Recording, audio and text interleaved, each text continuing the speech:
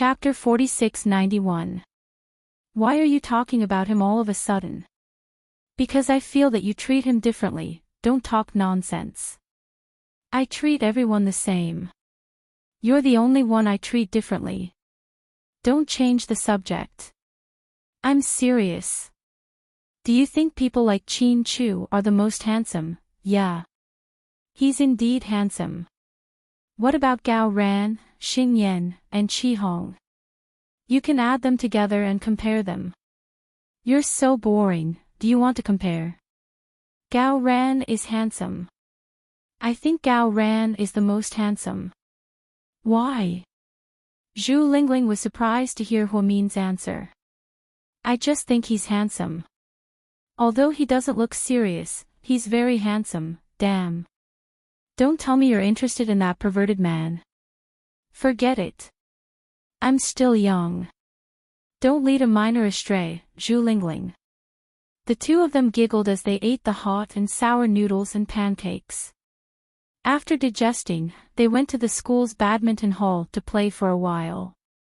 When they came out, Zhu Lingling didn't forget to look at the basketball court.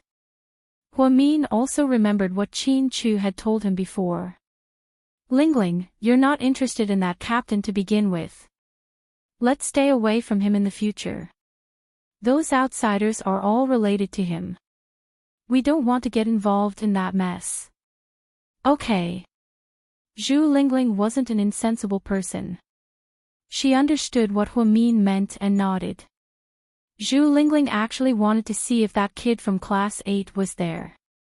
Did he play basketball with Chin Chu?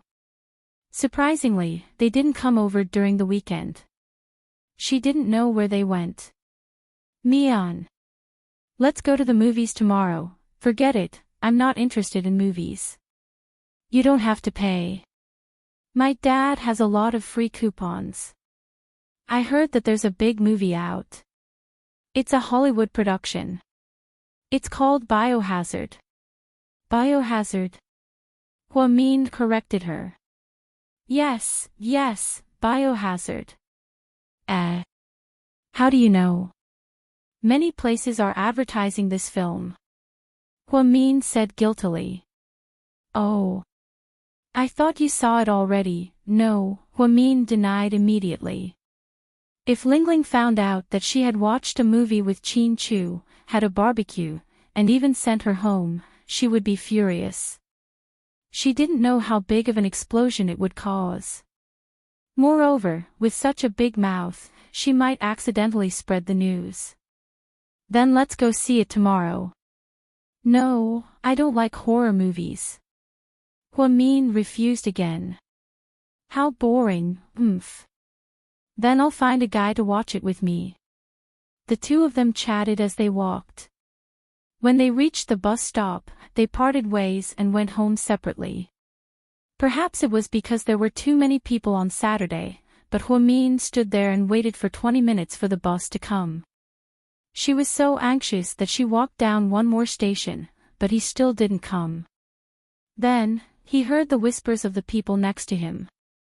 It seemed that there was a traffic accident on a certain road. Many cars were stuck there, unable to pass. Huamin sighed slightly. Just as she was about to look for her change to see if it was enough to call a taxi, just then, a black Audi A8 slowly stopped in front of her. The car door was opened from the inside, and Huamin saw a familiar face. Get in. Ha! Huamin was slightly surprised and hesitated.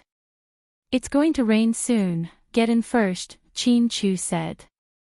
Huamin slowly walked over and sat in the back seat, next to Chin Chu. Why are you here? Huamin asked him in a low voice. I just came back from some errands and happened to pass by. There was an accident on Tianqiao Road. The bus that you always take was loaded onto a white car. I don't think it's done yet. It'll take a long time. Oh. I see. Thank you. Young master, where are we going now? The driver asked Chin Chu. Huamin thought that she would say the eastern suburbs. After all, he knew where she lived. To the hotel, Chin Chu only said 3 words. Huamin looked at him in shock. Chapter 4692. Back then, GK only owned one 5-star hotel, and it was named after GK. Huamin never thought that Chin Chu would want to go to a hotel. His heart skipped a beat, but he was too embarrassed to ask. After all, other than the 2 of them, there was also a driver. On the way, Huamin kept glancing at Chin Chu, trying to figure out what was going on. Unfortunately, this guy didn't even look at him. When they finally arrived at the hotel, Chin Chu got out of the car first. The driver came over and said, "Young lady, my young master asked me to take you to the lounge." "Oh, okay." Huamian followed the chauffeur into the hotel lobby in a daze. On the 2nd floor of the hotel lobby, there was an elegant tea room. Huamin was taken into a luxurious lounge by the driver. "Young master has something to take care of, please take a seat and wait for a moment." "Okay." Huamin nodded, and the driver left. A waiter came in and brought Huamin exquisite snacks and coffee. Huamin looked around and sighed silently. He didn't know what Chin Chu was up to. The truth was, Chin Chu still had things to do. He was passing by 2nd High and happened to see her waiting for a bus. Chin Chu knew that the bus she usually took had an accident, so he picked her up and brought her here. He had to meet a client for his father and discuss a business deal. Chin Chu probably took Huamin's feelings into consideration, so it took less than 20 minutes for him to finish the discussion. He didn't even have time to send the client off, and went straight to the lounge. When he came in, Huamin was reading a magazine, all of which were gossip news. After Chin Chu came in, he sat down on the sofa across from Huamin. Then, he picked up a macaron. "What are you doing?" Huamin looked up at him. "I'm helping my dad with something." "Are you hungry?" "I'm not hungry, I just ate with Lingling not long ago." "Okay, I'll take you home." Chin Chu hurriedly put the snack in his mouth and took a big gulp of coffee. It was obvious that he was tired. "You haven't eaten yet?" "Yeah." Chin Chu nodded honestly. "No way, you're a student. Why are you acting like a businessman?" Huamin looked at him with a complicated expression. "This is my family's business, if I don't do it, my dad." Hearing Chin Chu's words, Huamin, at least, he knew how to share his father's. "I'm not in a hurry to go back. Why don't you eat first?" "It would take at least an hour, to get there and out in the way." Seeing that it was already so late and he still hadn't eaten, Huamian's heart softened. "Okay, you can eat with me." Chin Chu's tone was very formal, but it sounded like he was acting coquettishly. Huamin was about to refuse when he asked, "Do you like spicy food?" "Huh? Can you eat spicy food?" "I'm okay." Huamin pondered. "Then let's go, I'll take you to eat Sichuan food." With that, Chin Chu turned around and left. Huamin could only silently follow behind. Chin Chu brought Huamin directly to the Chinese restaurant on the top floor. It was a Sichuan restaurant in a hotel. The decoration was very high-end, and there were dazzling crystal lights everywhere. "Spicy boiled fish," Chin Chu ordered the waiter. "Okay, young master. What do you like to eat?" Chin Chu asked her. She was about to say that she wasn't hungry.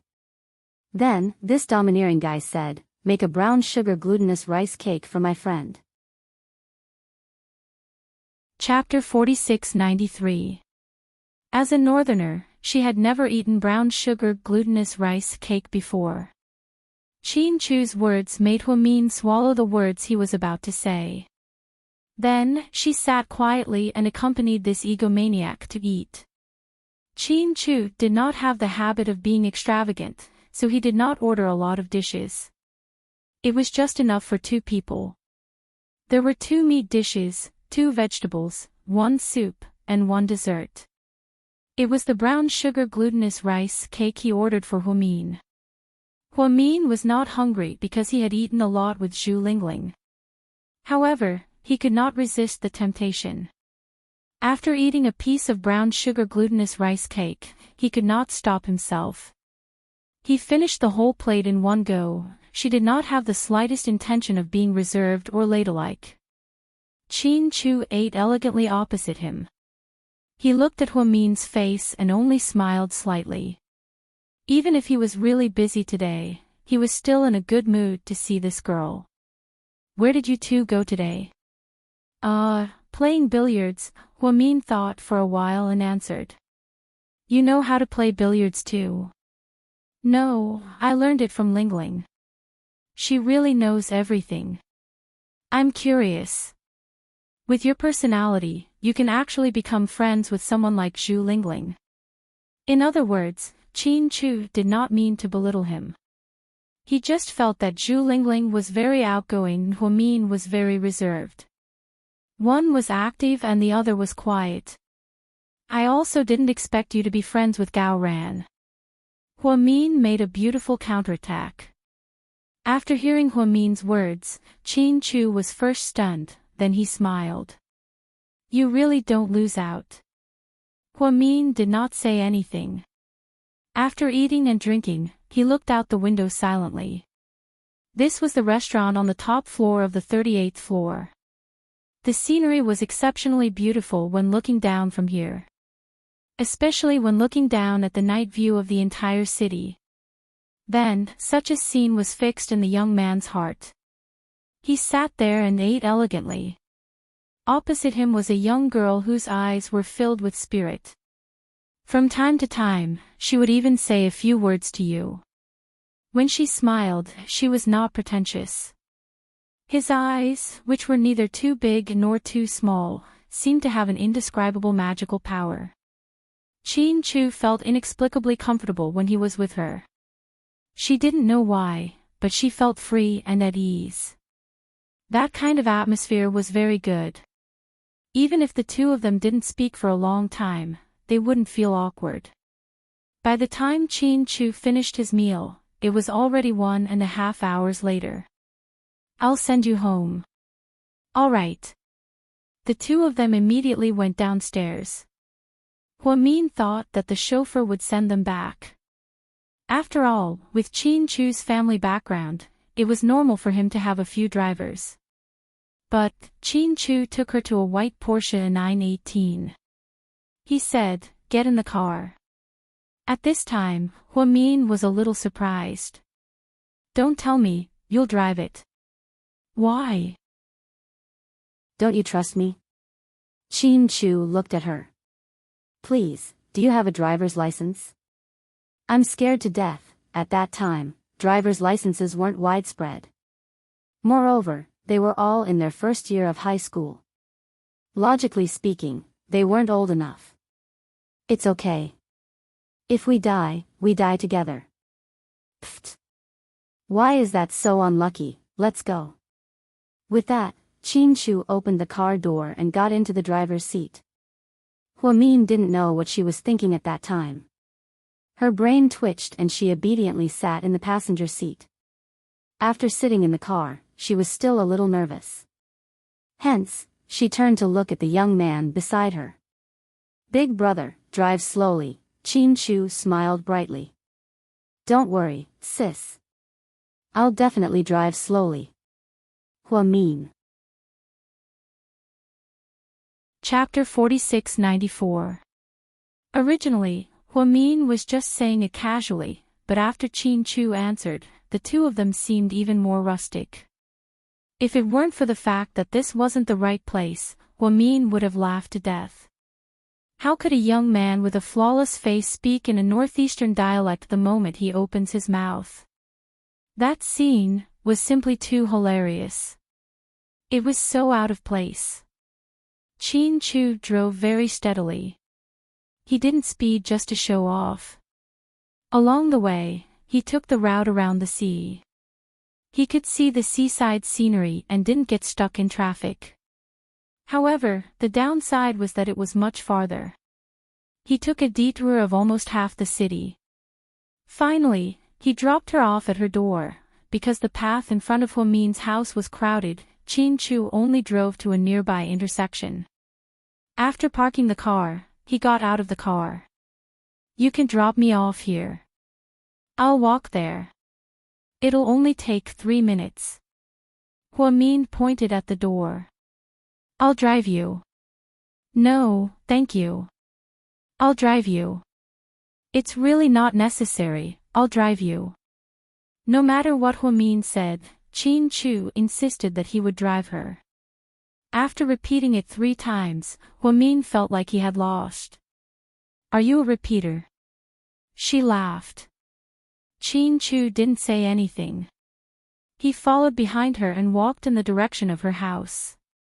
Your driving is actually pretty good. I think when you're old enough, you can get a driver's license. Huamin tried to find a topic to talk about. I already got my driver's license. No way, did your dad get you in through the back door? Huamin looked at him in surprise. Qin Chu, I got my license overseas, but I can also get it from an international license to a domestic license. So complicated. Fine, my boss doesn't understand the world of rich people like you. Huamin smiled and continued walking. Huamin. Yeah. You have a good name, he said. I sound like a boy, right? My name is a bit weird. When I was in elementary school, even calling my teacher's name sounded weird. But my name doesn't have any deep meaning. It's just that my mom wants me to eat and sleep well in the future. He smiled without saying a word. What about you? Why are you called Qin Chu? Does your mother's name have the word Chu in it? Huamin's imagination ran wild. No. Then why? My parents' hometown was located in the Qin and Chu kingdoms during the Warring States period. My grandfather's generation liked to study ancient history. So they gave it this name. Huamin gave her a thumbs up. Good name, good meaning. In the blink of an eye, Huamin arrived at the door. Thank you for sending me back. Otherwise, I would still be waiting for the bus like an idiot. Do you only use your mouth to thank people? Qin Chu looked at her seriously. What else? Huamin was stunned. He thought to himself, what does this guy mean? Is he asking for a favor? Before Huamin could react, Qin Chu walked over. His tall body hugged her in his arms. You're welcome. After saying these 4 words, Qin Chu turned around and got into the car. Huamin was left standing on the spot, dumbfounded. Was she hugged by someone just now? Oh my god. Oh my god. Huamian was usually quick on the uptake when it came to other things, but she was really slow on the uptake. However, when it came to matters between men and women, she was usually slow. The most embarrassing thing was, after Qin Chu left, Huamin was still standing there in a daze. At this moment, Auntie Lu walked over from next door. Mian, it's really you. That boy just now was, ahem. That's my best friend, Huamin explained in a hurry. Chapter 4695. Best friend. He's clearly a boy. You're wrong, Auntie. She's a girl. She's a boy. She likes to wear boys' clothes. Oh, I see. After making up stories with the neighbor, Huamin quickly covered her face and ran home. When she got home, her mother and Jixin were watching a melodramatic drama on TV at 8 o'clock. It was about a man who killed his first wife with his mistress. His wife came back from the dead and came back to take revenge, torturing the mistress and the scumbag. To be honest, during that era, when Qiong Yao was still tormenting people, the ratings for such a cool TV series would explode. Her mother and Jixin were both enjoying the show, so they didn't care if Huamin came home late or where she went. Huamin washed her face, changed into her pajamas, and quickly crawled into bed. Then, unwilling to give up, she sent Qin Chu a text. Yes, only text messages were popular back then.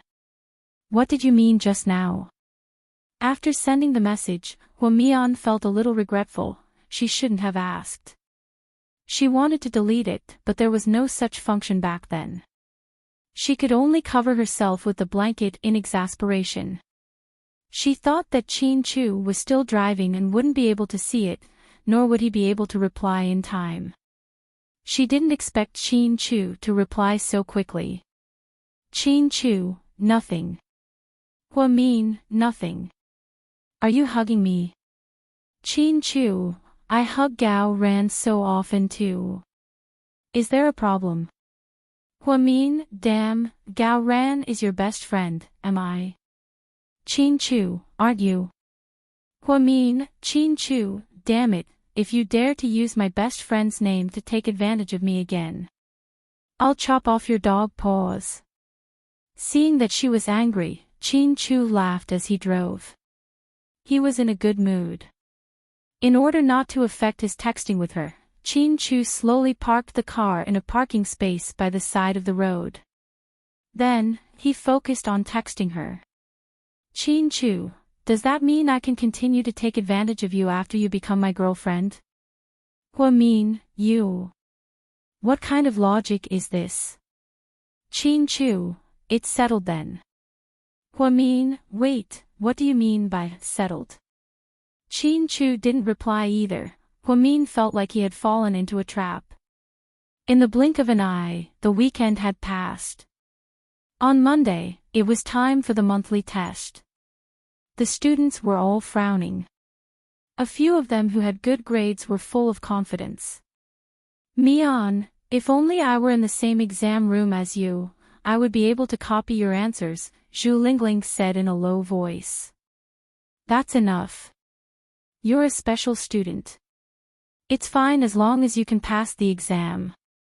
Don't be too hard on yourself. Motherfucker, are you mocking me? What's wrong with being a special student? Do special students have no pride? During class, everyone was laughing and playing. A boy from class 2 next door walked in. He was chubby and a little cute. He wasn't very tall and made his school uniform look chubby. Excuse me, are you Huamin? As soon as this kid came in, he went straight to the last row and walked up to Huamin. Yes. Huamin was stunned. Hello, Huamin. I want to be your girlfriend. This little fatty had just made the most abrupt confession in history. The entire class was in an uproar. Who are you? Huamin was confused. I'm from class 2. My name is Wu Jingjing. What did you just say? Say it again. Huamin asked him. I said, my name is Wu Jingjing. No, before that. I want to be your girlfriend. No, before that. Huamin corrected him. The chubby boy thought hard and suddenly realized something. Oh, I remember now. I just asked, are you Huamian's classmate? I'm not. Huamin immediately shook his head and denied it.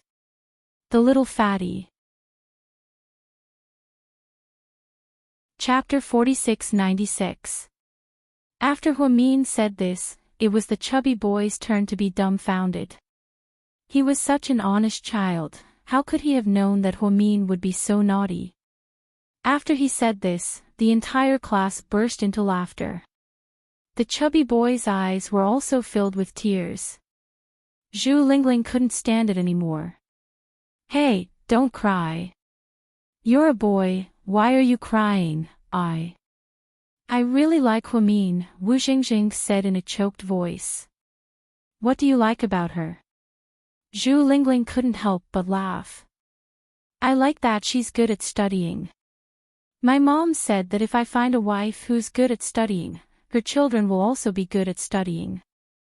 After Zhu Lingling heard this, she laughed like a pig being slaughtered. Huamin held his forehead, sweating profusely. The lines in his heart were, "Hey, aren't you thinking too much?" After Zhu Lingling finished laughing, she pointed at the chubby boy. Come, let me give you some pointers. Our Mian also likes girls who are good at studying. When you get in front of her for the exam, you can give it a try. Maybe she'll say yes." The chubby boy froze and was extremely disappointed. "That's probably not possible, she's first in the entire grade." "What about you?" "I'm ranked 876 in the entire grade." It's okay, you're only 800 places away." "Good luck, where there's a will, there's a way." Zhu Lingling cheered the chubby boy on, but the chubby boy still felt that his chances were slim. He left sadly and disappointedly. Before he left, he didn't forget to say to Huamin, you should lower your expectations. It's easy for you not to find a boyfriend like this. Huamin was speechless. Fuck, are you cursing me? Huamin didn't know whether to laugh or cry. Zhu Lingling laughed even more happily. This day was full of fun, and there was no need to watch comedies.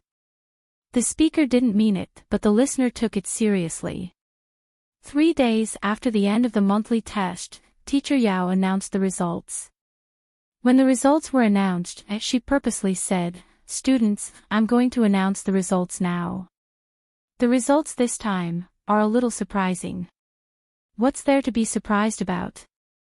It's just that our class is number 1 again. Huamin is number 1 in our class, someone shouted. Teacher Yao smiled and looked around. Then, she continued, our class is indeed the first in the entire grade for this monthly exam. Our overall results are very stable. The students seemed a little numb. Ever since school started, there had been a small test every 3 days and a big test every 5 days. Exams were already a common occurrence for them. But Mr. Yao's words piqued everyone's interest. Huamin was lying in the last row. He was already very sleepy. However, out of respect for the homeroom teacher, she forced herself not to fall asleep. But this time, someone in our class tied for first place like Huamin. After Teacher Yao finished speaking, the entire class was in an uproar. Huamin also sat up immediately. He was no longer sleepy. Wow, really? There's someone as good as the top student? Who is it? Teacher, is so amazing, everyone was guessing who it was. Huamin looked at Qin Chu. He was typing on his phone and didn't seem to be paying attention to the teacher. Qin Chu. The teacher called out his name. Only then did Qin Chu put down his phone and slowly stand up. This time, you're number 1 as well. Share your experience with everyone. After knowing that the person was Qin Chu, the entire class burst into thunderous applause. As usual, Lu Xiying looked at this beautiful young man in a daze. In fact, usually, Qin Chu's score wasn't very far from Huamin's, but this time, they were truly tied for first place. Chapter 4697. Teacher, I don't have much experience, Qin Chu said. How can you not have any experience? Qin Chu, don't be shy, share your learning method with everyone. You're the first person in the entire school who can stand shoulder to shoulder with Huamin. Teacher Yao was very excited that 2 first-place students had appeared in the class. Teacher, I was just lucky, Qin Chu didn't seem to want to say more. Qin Chu, you're really proud of the boys in our class. I support you. The class representative, Han Su, interrupted. Qin Chu didn't say anything. Instead, he looked at Teacher Yao and thought of something. He asked, Teacher, can I take a look at Huamin's paper? Sure. Teacher Yao thought that he wanted to learn from Huamin's learning method, so she generously handed over Huomin's paper. After Qin Chu took it, he immediately flipped to the math paper. Then, he flipped to the last major question. Huomin's interpretation of the answer was correct, just like his. However, teacher, there's a problem with Huomin's paper, Qin Chu said. After he said this, the entire class was shocked again. Huomin was also stunned. He looked at Qin Chu, not knowing what he was trying to do. What's the problem? Teacher Yao walked over. Huomin's answer was correct, but the method she used to solve the question wasn't the simplest. It was rather complicated and time-consuming. Usually, this method isn't recommended, so I think Huomin shouldn't get full marks. After Qin Chu said this, the entire class sighed. Qin Chu, do you want to fight? Huomin tilted her head and said. Everyone was amused by this, I'm just stating facts. As a top student, can't you say that you made a mistake? That's not what I meant. I just think you're looking for trouble. Huomin's face darkened. Teacher, you can go and find a few teachers. You can study it, and see if I'm right. Since Qin Chu had taken the initiative to suggest it, Teacher Yao couldn't not do it. Mr. Yao took Huomin's test paper and returned to the teacher group. As soon as the teacher left, the class fell into chaos. Wow. Qin Chu, you're targeting Huomin. Is that okay? That's right, Qin Chu. Anyway, both of you are in our class. Both of you are number one. The world is peaceful. Qin Chu, are you possessed by a ghost? You're picking on my Mian. Zhu Lingling was so angry that she started cursing. Qin Chu didn't say a word. Huomin's heart was filled with grievances. A few days ago, she couldn't sleep because of his hug. It turned out that it was all a trap. He set up a gentle trap for her to defeat her. Huomin was so angry that she gritted her teeth, however, she didn't argue too much. She didn't want to appear narrow-minded. Therefore, she decided to wait for the teacher to come back before making a decision. When Teacher Yao came back again, she adjusted the frame of her glasses. She announced again, we've studied it. Huomin's solution is indeed a little problematic. Although the answer is correct, the solution is too complicated, so 1 point will be deducted. This way, the number one in our class, and the number one in the entire grade, will be Qin Chu. Huomin will be second, but it's only 1 point, so it's no different from first place. The winner will still be our class. Everyone, clap. As soon as the announcement was made, the entire class turned to look at Huomin. They thought they would see a green face. However, to their surprise, Huomin smiled slightly and even took the initiative to clap. Thank you, teacher and Qin Chu, for pointing out the problem. Next time. I definitely won't do it again, Huomin said through gritted teeth. Then, Huomin didn't forget to give Qin Chu a look, which meant, you're dead meat. Chapter 4698. After Ms. Yao made the announcement, the entire class had complicated expressions on their faces. Many people were waiting for Huomin to make trouble for Qin Chu. They were waiting for her to yell at him or say something sarcastic. But he didn't.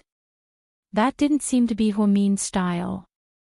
Not to mention that this person was Qin Chu, it wasn't until noon that Huomin and Zhu Lingling went for lunch. The two of them sat in a corner after getting their food. Huomin wasn't waiting for them to eat. Qin Chu and Gao Ran walked over. Originally, there were people sitting across from Huomin and the others. In the end, hey, classmate, get up and change seats. Gao Ran dragged his plate and only said one sentence. The boys and girls across from him quickly got up, not wanting to cause trouble. Qin Chu and Gao Ran immediately sat down. You still have the cheek to sit with us. Look at what you've done to our Mian. Zhu Lingling couldn't take it anymore and scolded Qin Chu. Qin Chu didn't say anything, but Gao Ran was stunned. What's going on? Did something happen that I don't know about? You're from Class 8, don't get involved in our Class 1's business. Zhu Lingling retorted. Gao Ran, Qin Chu was sitting across from Huamin. He glanced at her, but she just lowered her head and ate quietly. Huamin liked to eat meat, so he often ate meat and vegetarian. Zhu Lingling rarely ate meat to maintain her figure. Most of the time, she ate vegetarian. Girls didn't have a big appetite, so the size of their plates was just right. Gao Ran, on the other hand, was full of dishes and rice. There was also a big bowl of soup. He ate whatever tasted good. Sweet and sour pork, cucumber and shrimp, steamed pork, braised carp. Gao Ran ate high-quality food almost every meal. In comparison, Qin Chu's dish was lighter. He only made some ingredients, a small stir-fried beef. Not happy. Qin Chu spoke first. How could that be? Huamin didn't raise his head when he spoke. You must be upset that you got second place for the first time, right? He continued to ask. Qin Chu, aren't you talking nonsense? Do you want to fight? Zhu Lingling was exasperated. He almost flipped the table over. Hey, let's talk nicely. We're still eating. Gao Ran quickly stopped her. Look at him, he's a classic example of someone who's taken advantage of. I don't understand, isn't it good to be tied for first place? Why do you have to find fault with him and ask the teachers to give me on second place? Qin Chu, I used to think that you were quite manly, but I didn't expect you to be someone who would do anything to get a ranking. Humph. Bad reviews. No, I should say that you're a fan turned anti-fan. Zhu Lingling rambled on, obviously unhappy with Qin Chu. Qin Chu didn't explain. He only glanced at Huamin faintly. Then, he said in an extremely formal tone, didn't you say that? She likes people with better grades than her. Huamin's body froze. Zhu Lingling froze as well. Gao Ran tilted his head and looked at Qin Chu. He didn't know what Qin Chu was up to. Chu. What, do you mean? From today onwards, Huamin is my girlfriend. Qin Chu's lips curled up slightly. Then, he lowered his head to eat. Don't talk nonsense, Huamin quickly denied. You said that as long as I surpass you, you'll be my girlfriend. I didn't say that, don't deny it. Anyway, you'll be my girlfriend from now on. But don't worry, I won't bully you anymore. I won't have better grades than you either, just this once. Qin Chu said happily and continued eating. Qin Chu, you're shameless. You make it sound like you lost to me on purpose. Huamin rolled his eyes. Chapter 4699. Isn't that the case? Of course not. My grades have always been better than yours. Huamin wasn't convinced. But you were second this time.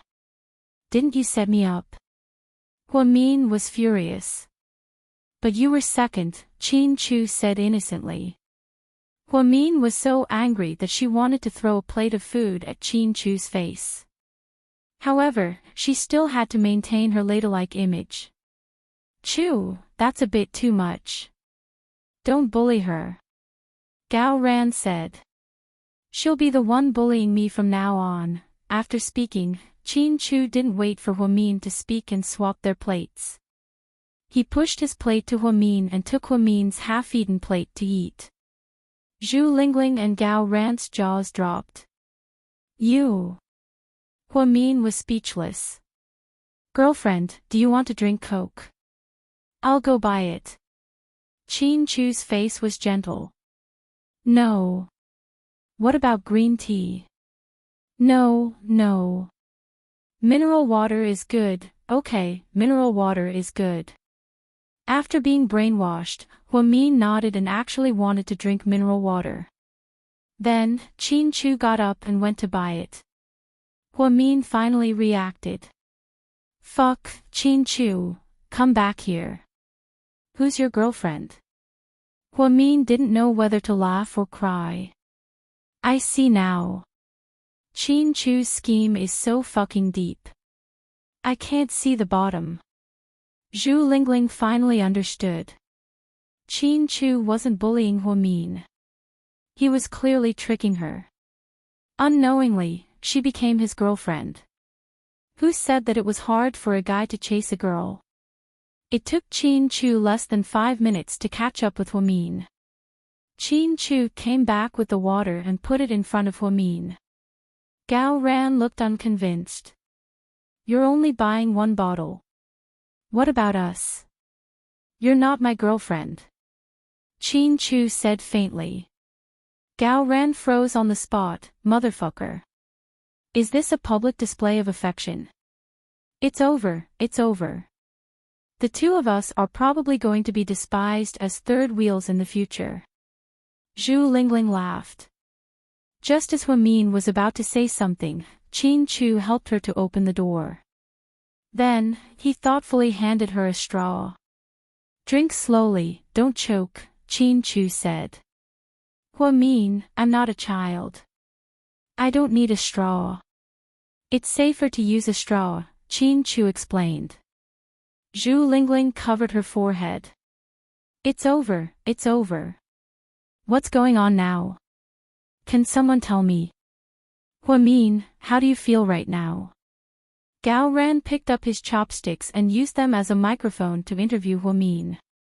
I'm actually very confused. I have no idea what's going on. Who am I? Where am I? Huamin was speechless. Later, many years later, they would talk about the interesting things that happened at Second High. Gao Ran and Zhu Lingling would tease each other. Qin Chu used 5 minutes and a bottle of water to settle Huamin. Mr. Qin didn't think much of it. He said that he used an exam to settle his wife. At first, Huamin thought that Qin Chu was just messing around. Later, he called her his girlfriend so much that he really got into the act. When school was about to end, Qin Chu wrote a note and threw it directly at Huamin's head. She was in a daze. When she was woken up by the note, she looked unhappy. Then, he slowly picked up the note. Wait for me at the West Gate after school. Huamin froze. She didn't know what Qin Chu wanted to do. She wanted to ask him, but he turned his face away and didn't look at her. The class was very quiet. Everyone was reading, so Huamin was too embarrassed to ask. After school, Huamin didn't want to go to the West Gate, so she walked directly to the North Gate. It seemed like she didn't want to fulfill her promise with Qin Chu. Or maybe she didn't want to accept Qin Chu's one-sided invitation. Chapter 4700. As she walked, she suddenly felt her collar being grabbed by a strong hand. You. Before Huamin could finish speaking, she was dragged away. She looked as pitiful as a little chick. She was only put down after walking for about 10 meters. When he turned around, he was indeed faced with that beautiful face that angered both men and gods. Qin Chu, what are you doing? Didn't I tell you to go to the West Gate? Why should I go just because you tell me to? My house is closer to the North Gate. With that, Huamin turned around to leave, but she was grabbed again. Qin Chu, if you do this, I'm going to scream. Go ahead. Let the whole school know that you're my girlfriend. Sure. Keep your voice down. Who's your girlfriend? Huamin was scared out of her wits. She thought to herself, this is a school. If you're so loud, won't everyone on Earth hear you? It's true. Don't try to deny it, Chin Chu had already confirmed it in his mind. Huamin liked boys with better grades than her. Without a doubt, in the entire second high, only Chin Chu fit the bill. Even in the entire Sea City, there was no one with better grades than Chin Chu. Therefore, he was the best candidate for her. Please, big brother. Can you keep your voice down? Don't delay things. Let's go home and find our mothers. However, even though she said that, she still couldn't move. She was still held tightly by Chin Chu. At this moment, the students passing by all looked at them strangely. After all, this was a school. It wasn't good to touch each other. Chin Chu, let go of me first. Follow me to the west gate. Let go first. To the west gate. Chin Chu didn't give up. Okay. You win. Let go and I'll go to the west gate, okay? She was unlucky to meet such a domineering guy. In order not to attract the attention of the whole school, Huamin quietly followed Chin Chu to the west gate. Unexpectedly, she bumped into a few classmates at the west gate. Han Su, Wei Dong, and the others also seemed to have agreed to meet at the west gate. West Gate was a street full of internet cafes. At that time, computers were not everywhere. Many people would go to internet cafes to play games. Therefore, when a group of boys wanted to go out to play, they happened to see Chin Chu and Huamin walking out. Do you guys want to play games too? Han Su asked. Huamin was about to say something. Goddess Hua, let's go together. The new game is really fun. With your IQ, you'll definitely become an expert among experts. Wei Dong really had a soft spot for Huamin. Even after being rejected, he still didn't give up. They still warmly invited Huamin to play with them. Chin Chu, on the other hand, suddenly said, "We're going to eat." "Aw. You too." Seeing how straightforward Chin Chu was, Han Su was a little confused. After all, they didn't seem to have anything to do with each other in class. After what happened today, Huamin should hate Chin Chu. Why would he eat with him? While everyone was still in a daze, Chin Chu dragged Huamin away, then, they got into a taxi. What's going on? Are they a couple? A classmate asked. When Wei Dong heard this, his expression turned slightly ugly. I don't think so. Huamin's expression was a little. Han Su wasn't sure, but he felt that there was something strange about the two of them. I heard that Chin Chu's family is very rich. It seems like girls still like rich guys. Wei Dong, do you think Huamin rejected you because your family isn't rich enough? A boy laughed and said. Chapter 47:01. Fuck you, don't you know how to talk? Who would have thought that his joke would infuriate Wei Dong? Han Su saw that the atmosphere wasn't right and quickly went up to persuade them. Okay, let's not stand here. Let's go play games. After all, the boys weren't as gossipy as the girls. They saw Chin Chu and Huamin at West Gate and left it as it was. Only Wei Dong was a little upset. Obviously, he didn't have a good time playing games that day. Chin Chu didn't drive as ostentatiously as he did and didn't use a chauffeur. He just hailed a taxi and left with Huamin. When asked where they were going, he was like a mute. Young man, where are you going? 7 Mile River. The chauffeur was stunned. It takes an hour to get a taxi there. The fare is about 150 yuan. Drive.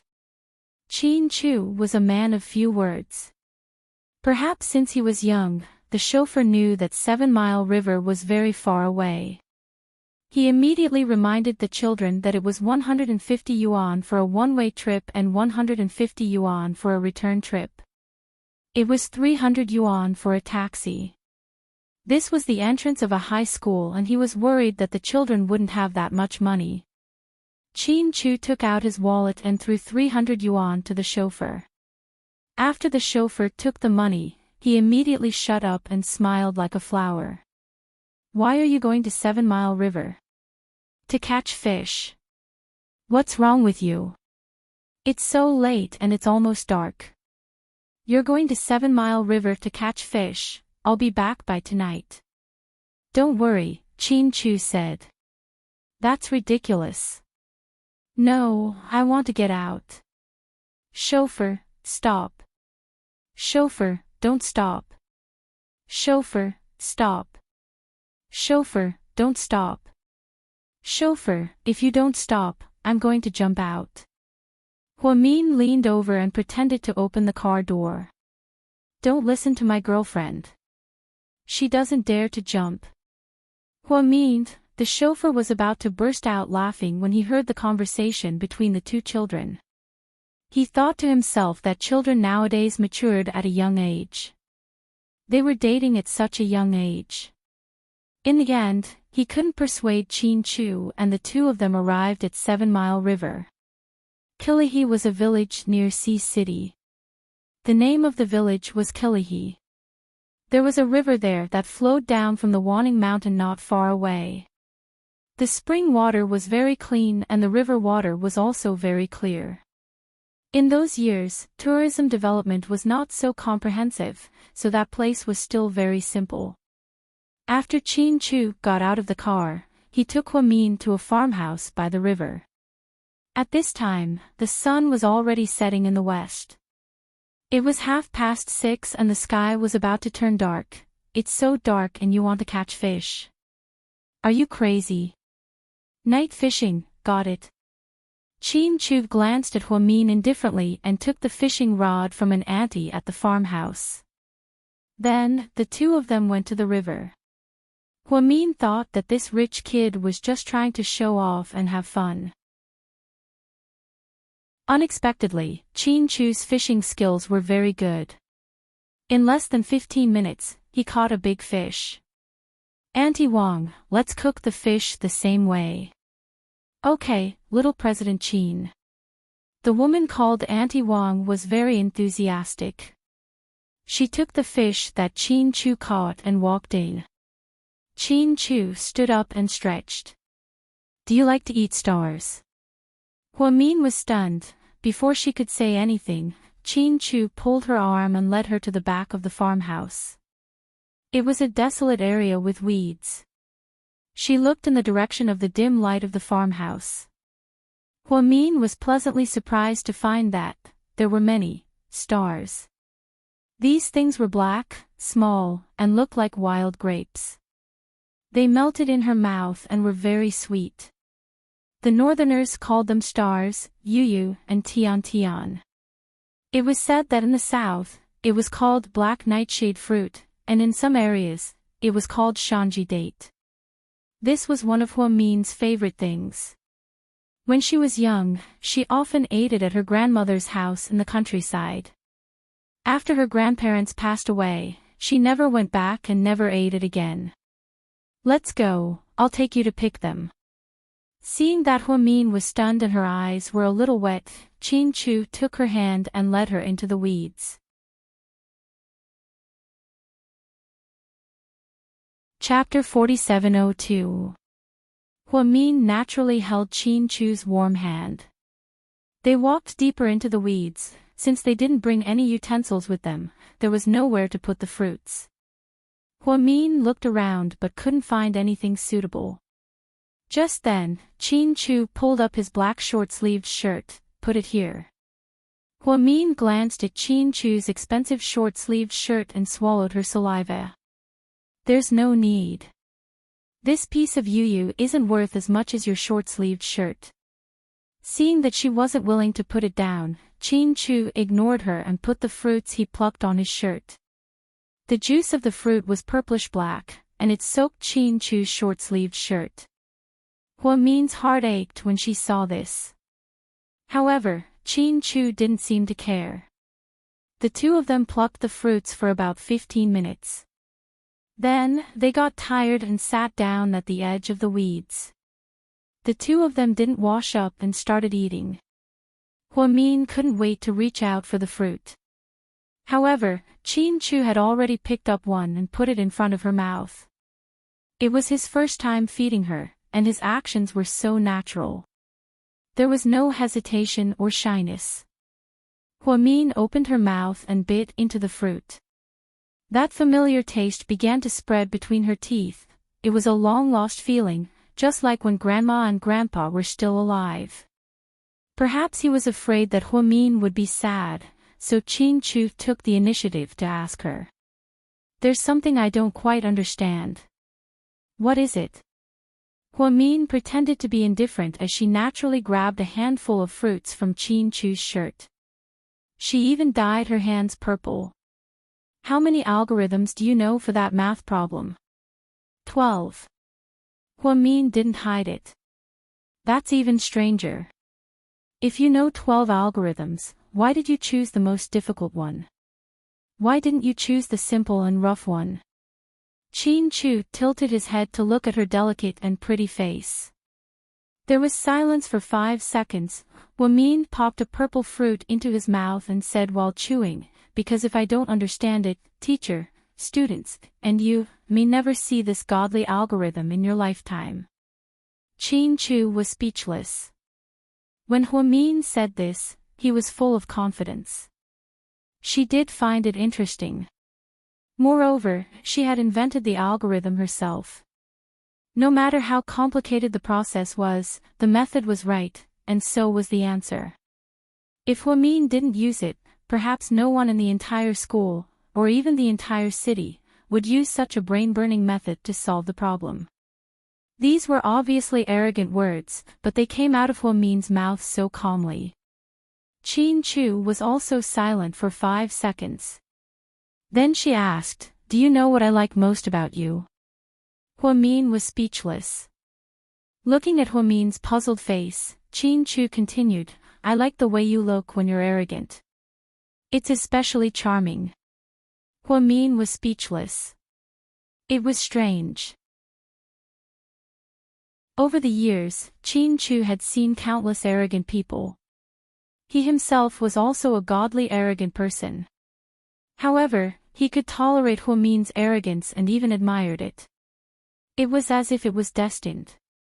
After hearing Qin Chu's words, Huamin laughed heartily. "Ha! Why don't you just say that I'm arrogant?" "If you want to say that, fine," Qin Chu said seriously. Huamin immediately grabbed a handful of wild fruits and scattered them all on Qin Chu's face. Instantly, a few black spots appeared on his handsome face. It was very funny. Then, Huamin mischievously ran away, afraid that Qin Chu would wait for an opportunity to take revenge. However, he didn't. He stood up elegantly, and then, out of nowhere, a white handkerchief appeared and wiped his face. "The fish should be ready. Let's go."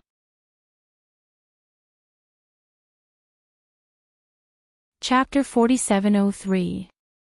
Hearing Qin Chu's words, Huamin was indeed a little hungry. His stomach rumbled. Huamin followed Qin Chu into the simple wooden house. As expected, there were already 2 dishes on the square wooden table. One was a big bowl of fish, and the other was stir-fried wild vegetables. Then, Auntie Wang brought in 2 bowls of fragrant rice. "President Qin, the fish just came out of the pot. It's very hot. You and your friend should be careful." "Okay." Qin Chu nodded and sat across from Huamin. "This fish can only be eaten here. It's Auntie Wang's specialty," Qin Chu said as he picked up a big piece of white fish and placed it in Huamin's bowl. Hearing Qin Chu's praise, Auntie Wang smiled innocently. "My ancestor was a chef who cooked for a high-ranking official in the Qing dynasty. That official liked to eat fish, so my ancestor changed his cooking method. Just for fish alone, our Wang family knows 107 recipes." 107. Huamian was a bit surprised, finding it shocking. Maybe it was because he hadn't eaten anything good before.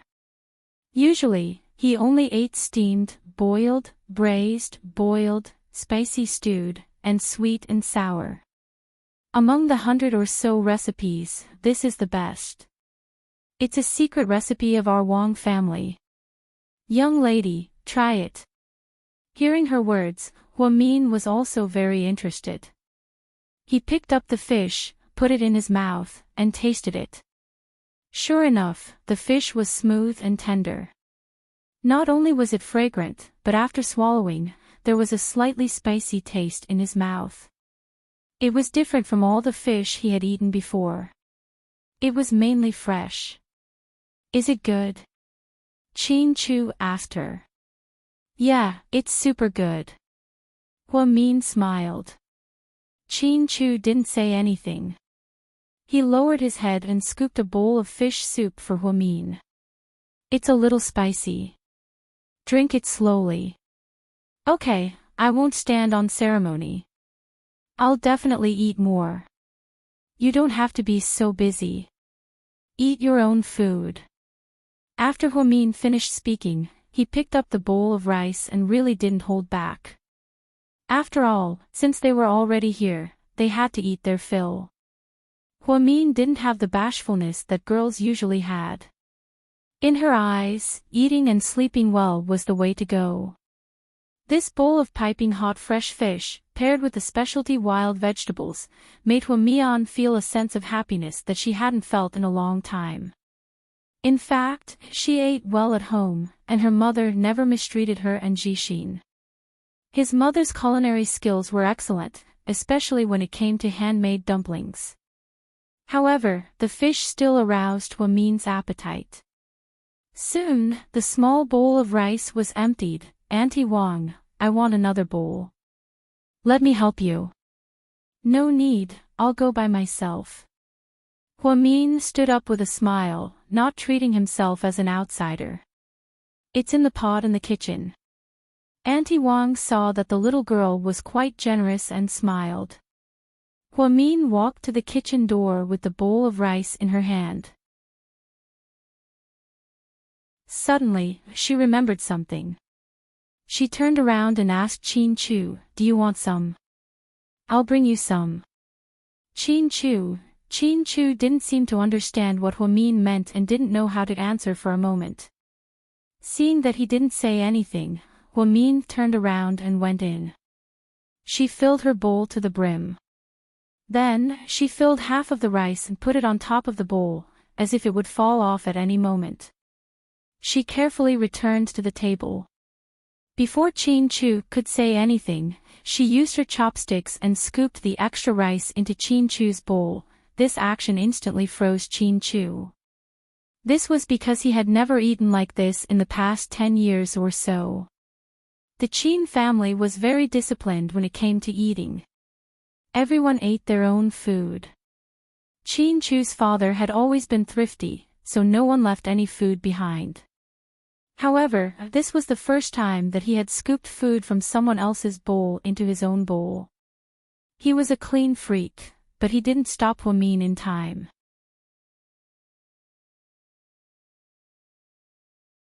Chapter 4704. He looked at Chin Chu staring at his rice in a daze. Huamin didn't understand the situation and thought that Chin Chu was touched. She even added happily, "You're welcome." Chin Chu, they had a good meal. Huamin hadn't eaten so much in a long time. He was stuffed to death. After dinner, the sky was already dark. Huamin looked down at the time on his phone. It was 7:40 p.m. The car is here. Let's go. Chin Chu knew that she was afraid of going home too late. After all, she couldn't stay out all the time and make her mother worry. You haven't paid the bill yet. Seeing that Chin Chu was about to leave, Huamin kindly reminded him. Chin Chu pursed his lips and smiled. Aren't you the one treating me? When did I say that I was treating you, shouldn't you? I've helped you so many times. Huamin, thinking that this meal must have cost a lot, Huamin wasn't sure. He felt in his pocket and found less than 100 yuan in change. He turned to look at Auntie Wang guiltily. Auntie Wang, how much is it? Let's go. President Qin is just teasing you. It's free. How can it be free? You cooked such delicious food for us. I have to give you something. Huamin felt that it wasn't good to eat for free. He reached for the change in his pocket. At this moment, Auntie Wang smiled. This is President Qin's place. Everything belongs to his family. The house is his, the fish pond is his, even my salary is from the Qin family. Why would I want money? This is your house. Huamin was caught off guard. It's not my family. To be exact, it's mine. 3 years ago, my dad and I came here to look at the land. I liked this place at first sight, so my dad bought it. Usually, Auntie Wang and Uncle Wang help us take care of the fish pond and some of the free-range poultry here. My mom likes to eat green vegetables and meat, so our family sometimes comes here to get ingredients. Alright, as expected of the rich. Huamin blushed with shame. Seeing that this place belonged to Qin Chu's family, there was no need to pay. Otherwise, if he really paid for it, he was afraid that he wouldn't have enough pocket money for next week. When they walked out, the Audi that had escorted them was already parked at the entrance. Qin Chu opened the car door and let Huamin get in first. Then, he sat in the car. Along the way, the two of them didn't talk much. Perhaps they were afraid that the driver would hear them and it would be awkward. When he got home, it was almost 9 o'clock. It wasn't too late. The timing was just right, and Huamin was very satisfied with the food. Why are you back so late, Mian? Her mother asked when she saw Huamin come back. I went out with a few classmates. Where did you go? To a fishing pond in the suburbs. I went fishing. You girl, you're so naughty. I won't have to worry about you in the future. Why are you fishing in the middle of the night? It's so dark, it's so dangerous. Got it, Mom. I'm going to take a shower.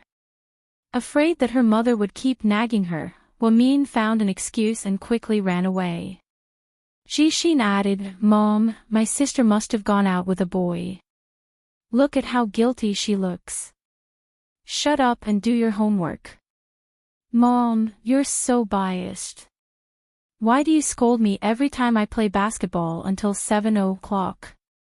My sister comes back at 9 o'clock, and she's fine. Jixin expressed his strong dissatisfaction. At this moment, young Meirong said something that hurt Jixin's heart.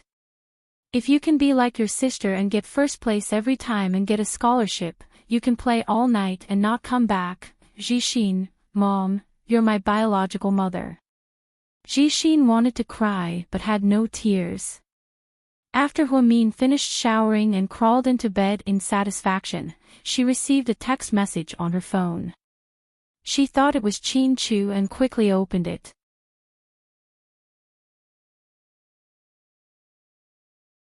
Chapter 4705. Are you asleep?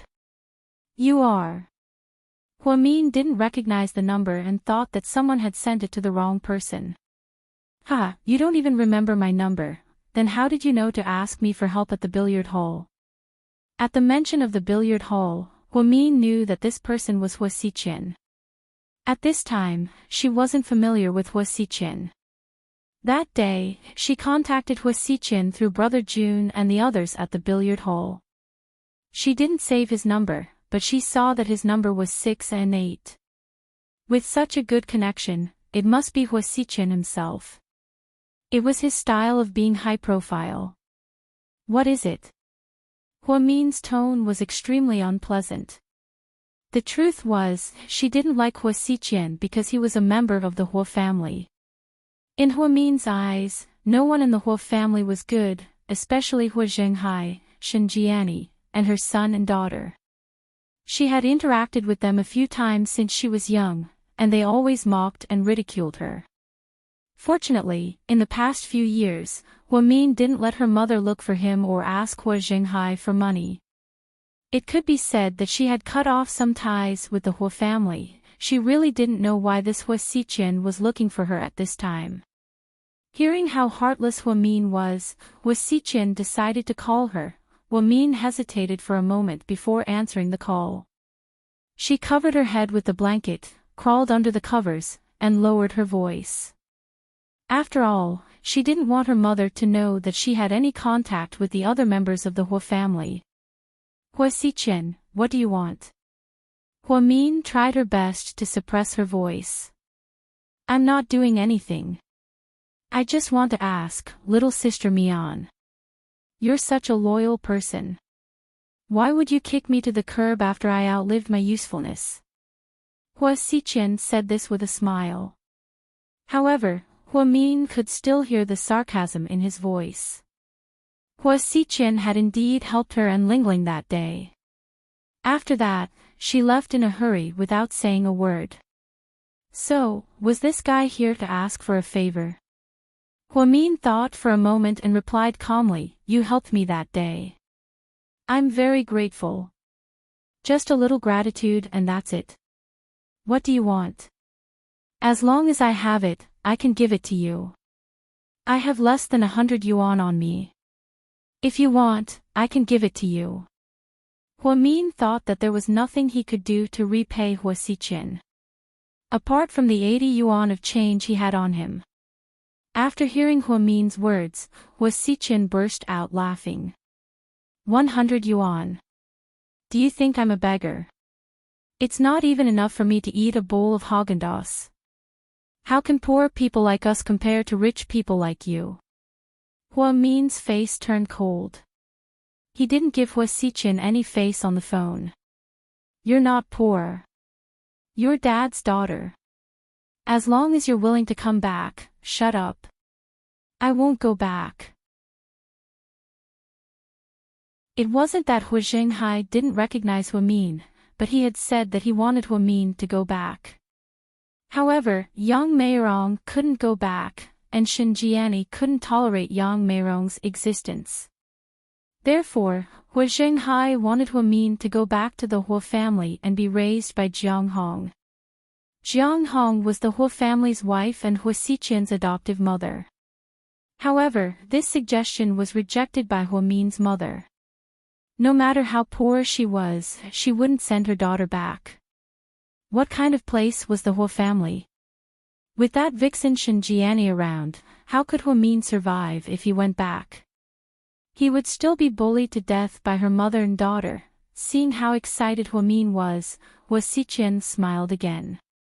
I'm just teasing you, don't be so nervous. Little sister Mian. I actually like you a lot. Do you believe me?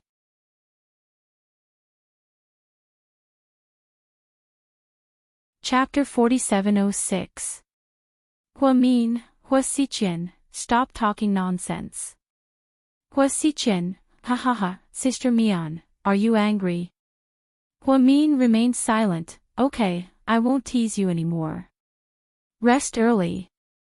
We'll see each other soon. Before Huamin could reject him, Hua Xiqian hung up the phone.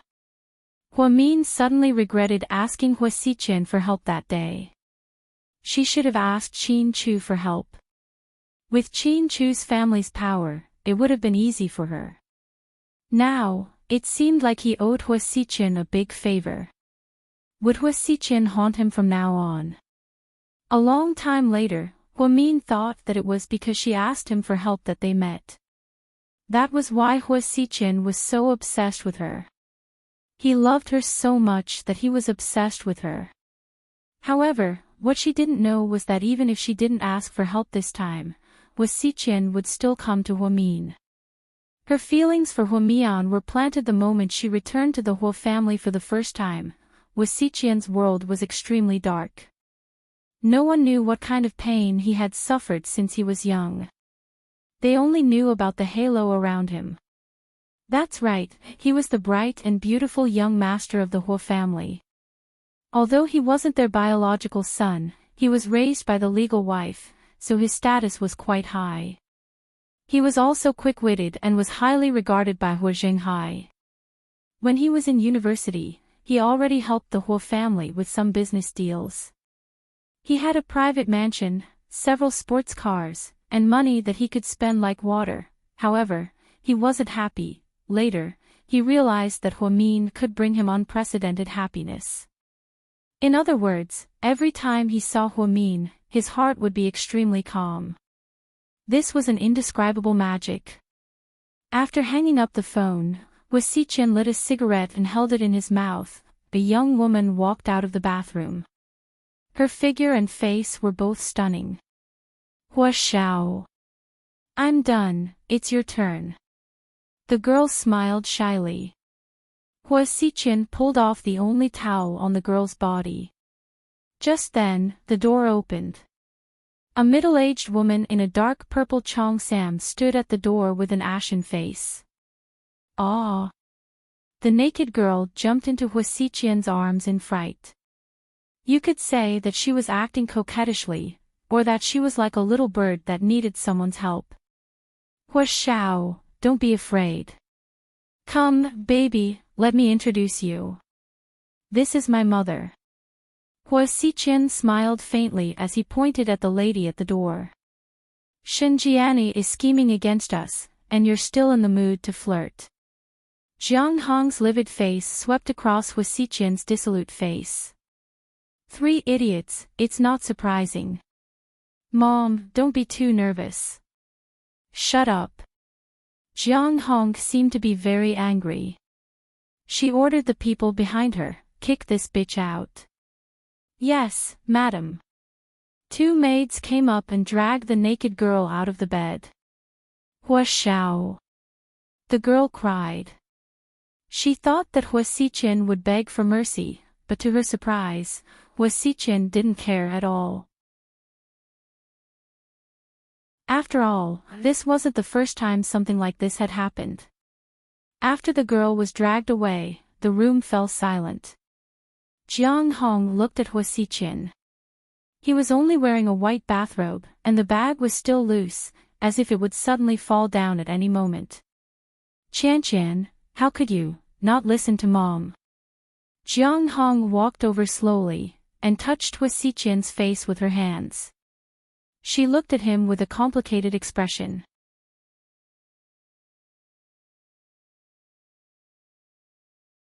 Chapter 4707. Mom, it's late.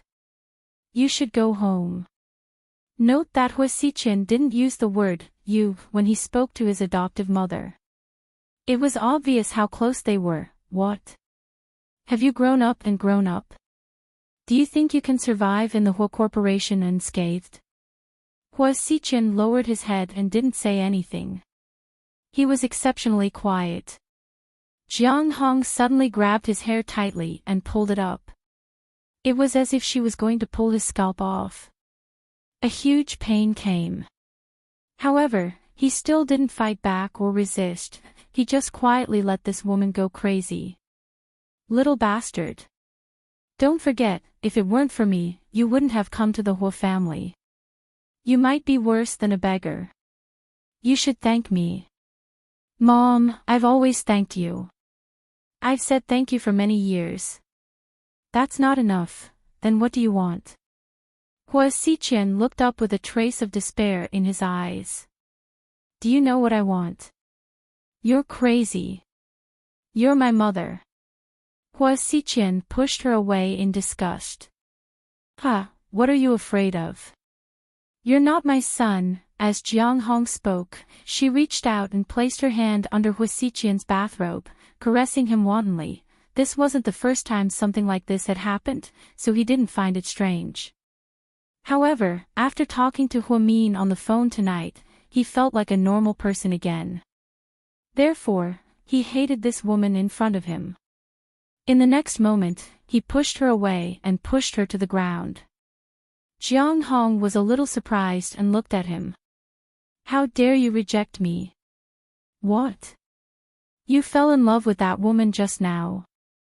Do you believe that I can make her mysteriously disappear from this world tomorrow? She thought that Hua Xiqian had fallen in love with that girl just now. That was why she threatened him. Whatever, but before that, you better leave this place quickly. I have a lot of gossip and there are a lot of paparazzi lurking at the door. If they take any exciting pictures. I don't care, but believe it or not, old man Hua will skin you alive. And you won't be able to continue being a rich madam. You can't let everyone know that you're a slut, right? Hua Xiqian's words were evil. However, Jiang Hong wasn't angry. She stood up gracefully. She stood up elegantly and patted the dust off her body. Little bastard, you've really grown up. Very well, I like it. Just wait and see. After Jiang Hong left, Hua Xiqian sighed as he lay on the big, soft bed. He hated himself for being so useless. Why was the Hua family so? Why was Hua's crazy? Why was so? Why did they sell their own children? He would rather live in an ordinary family and live an ordinary life, just like Hua Mian. Late night, Hua Xiqian slowly fell asleep with the last glimmer of hope in his mind. Mian, you're so good. You're so pure and real. You let me see my last glimmer of hope. If I still believe that there's something good in this world, it must be about you. So, in order for me to have happiness in the future, I have to have you first. Living with you is my true happiness, my true salvation. This was Hua Xiqian's inner monologue. Actually, at this moment, he wasn't evil. It could only be said that he wanted to redeem himself. The next day. After lunch break, Gao Ran and Qin Chu went to the basketball court. Hey, I heard, you're first in your grade this time. Yes. I heard that you reported Hua Min's paper and made her second place. Gao Ran smiled. Yes, Qin Chu lowered his head and bounced the basketball. He was practicing his hands and answered casually. Ha ha ha. You're awesome, bro. Gao Ran burst into laughter.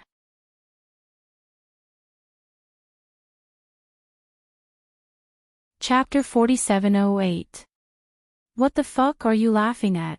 Qin Chu rarely cursed, but Gao Ran's smile was too wretched. Therefore, he couldn't help but complain. It would have been better if he didn't say anything. Once he did, Qin Chu laughed even louder. Oh my god. Are you an idiot? You like her, but you didn't pursue her. You even deliberately reported her and beat her. Oh my god, Qin Chu, are you trying to go to heaven? No wonder Zhu Lingling stared at me when she saw me today. So you did such a bad thing. I only got first place based on my own ability. Qin Chu didn't think much of it. He didn't waste any more time talking to Gao Ran and went straight to the court to play. There were always some girls on the basketball court who came to see handsome guys. In the past, most of them liked the captain, but now, most of them liked Qin Chu. Although he was like a 1,000-year-old ice cube, he still couldn't stop the girls from falling in love with him. There were always girls who came to give him water, but Qin Chu didn't drink a single sip. Most of them were taken advantage of by Gao Ran. After the game, Qin Chu and Gao Ran sat down to rest. Captain is a little absent-minded today. What's going on? Did you break up? Gao Ran asked nosily. When they were playing, he noticed that Xing Yan was a little out of it. After a game, everyone was resting. He put on his jacket and went out. What does it have to do with me? Qin Chu was really not interested in anything other than himself and Hua Min. After lunch, Hua Min was sleepy. Zhu Lingling was bored, so she went downstairs alone. She found a corner to daydream and get some fresh air. She didn't expect to meet Xing Yan here. Zhu Lingling, he said. Zhu Lingling turned her head to look at him, but there was no reaction in her eyes. She didn't really like him, she was just acting out of spite. "Aw. What's the matter?" Zhu Lingling's attitude was cold. Zhu Lingling's indifference startled Xing Yan slightly, as if he wasn't used to it. After all, he was a boy who had a large number of fans wherever he went. "Why haven't you been watching basketball recently?" "I don't like basketball anyway," Zhu Lingling answered naturally. Then in the past, I used to feel bored and wanted to join in the fun. Now that I feel bored, I won't go. Zhu Lingling's answer was unintentionally hurtful. She was wearing a blue and white school uniform, and her long hair fluttered in the wind. Standing in the crowd, he was still outstanding. "Zhu Lingling, to me," Xing Yan was a little unwilling to give up. He wanted to ask more questions, but when the words reached his mouth, he realized that he couldn't say it. Or rather, he was too embarrassed to say it. "What do you think?" Zhu Lingling's attitude wasn't good either. She was a little aggressive. "If I break up with Jiang Xiaoying, will you date me?" After holding it in for a long time, this kid finally bravely asked this question. He thought that Zhu Lingling would be shocked, but to his surprise, her face was still as calm as water. It was as if she had already predicted what Xing Yan was going to say. "Ha!" Zhu Lingling chuckled softly. "What are you laughing at?" Xing Yan seemed to be very unhappy with Zhu Lingling's laughter. Zhu Lingling walked towards him step by step. The two of them were very close to each other. Zhu Lingling stared at this tall and handsome boy and smiled.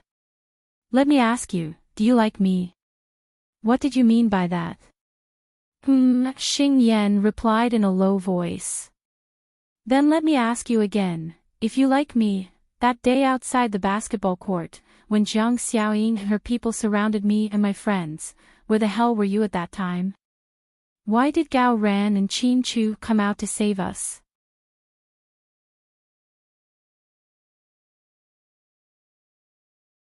Chapter 4709. Zhu Lingling's question stumped the boy. He didn't go out to save her because he felt embarrassed. After all, it was a matter between women.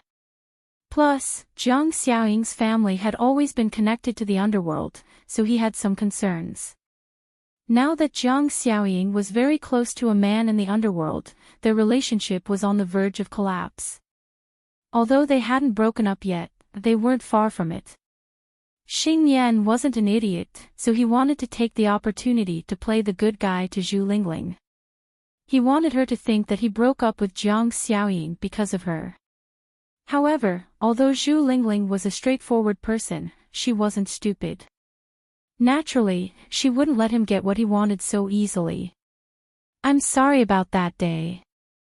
As a boy, I really can't get involved in a fight between girls, haha, that's why you're not suitable to be my boyfriend. If I'm in danger in the future and get ganged up on by girls, you'll still not stand up for me, right?" That's enough. There's nothing between us anyway.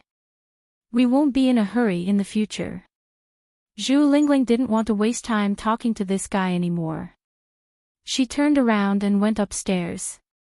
As Gao Ran and Qin Chu walked back, they heard rumors in the hallway. "Hey, did you guys hear? The basketball captain confessed to the prettiest girl in the first class." "Prettiest girl in the first class? Who's that?" "Zhu Lingling." "Yeah, it's her. They really are a good match." "But did the basketball captain break up with the cheerleader?" Upon hearing this, Gao Ran froze. "Zhu Lingling is with Xing Yan."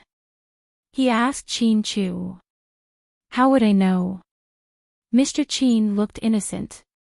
"Fuck. Is Zhu Lingling blind?" Xing Yan looks tall and strong, but he's actually a softie.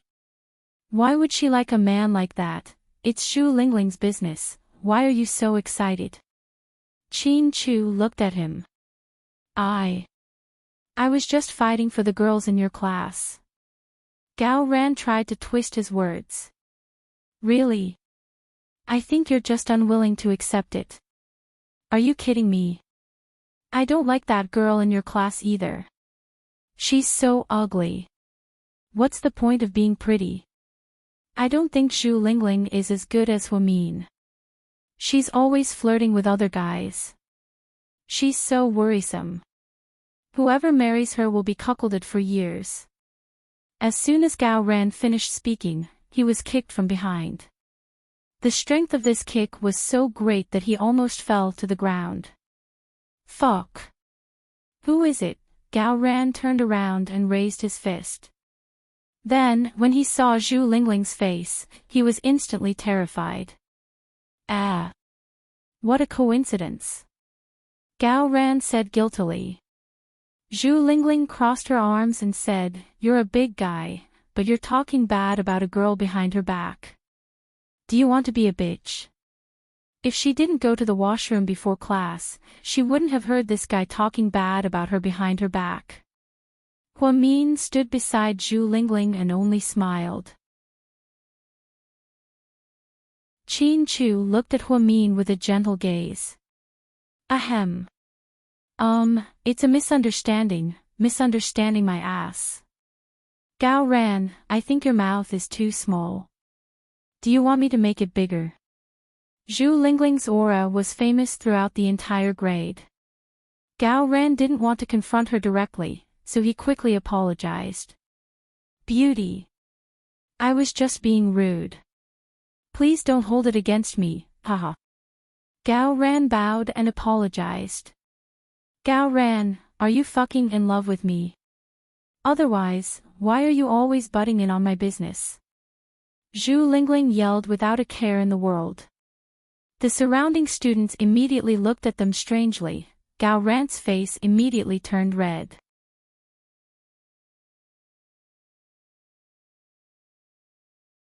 Chapter 47:10. What Gao Ran didn't expect was that Zhu Lingling would be so daring to make a fuss. She made him lose face, but more than that, he felt awkward and shy. Ahem. Lingling, let's go back first. Huamin grabbed Zhu Lingling's hand and was about to leave.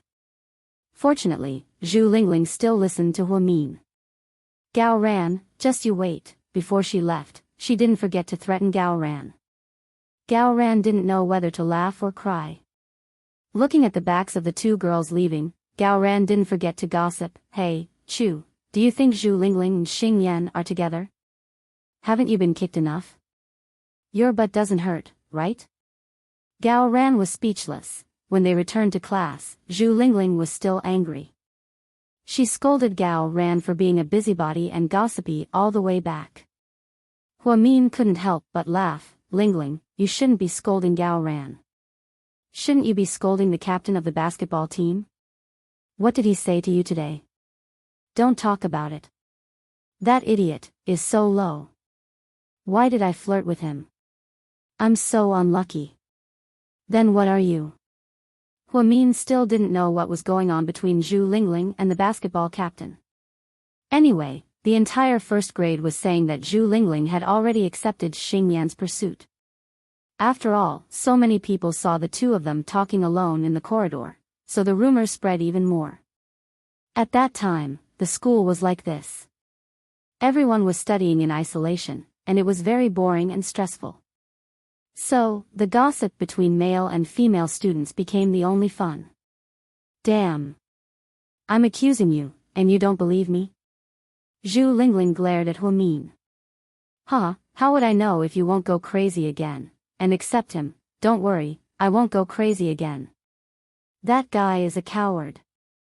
Last time we were surrounded outside the basketball court. Where the hell did he go?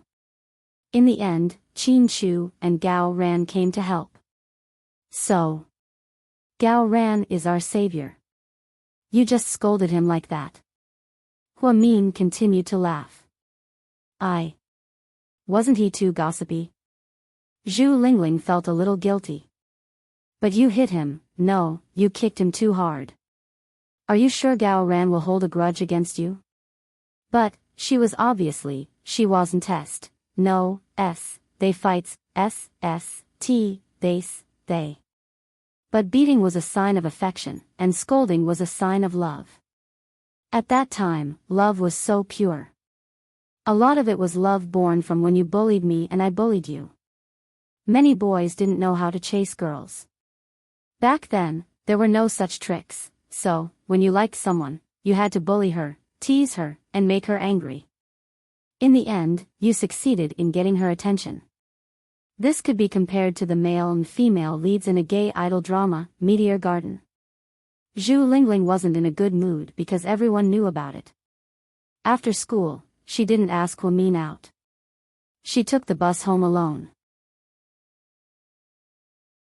Huamin, on the other hand, saw a familiar face when he got on the bus with his back to the study. Yes, she didn't expect to see him here. Hua Xiqin wasn't wearing colorful clothes, which was rare. It was just a simple coffee-colored short-sleeved shirt with a print from a famous brand. Then, he sat at the back of the bus.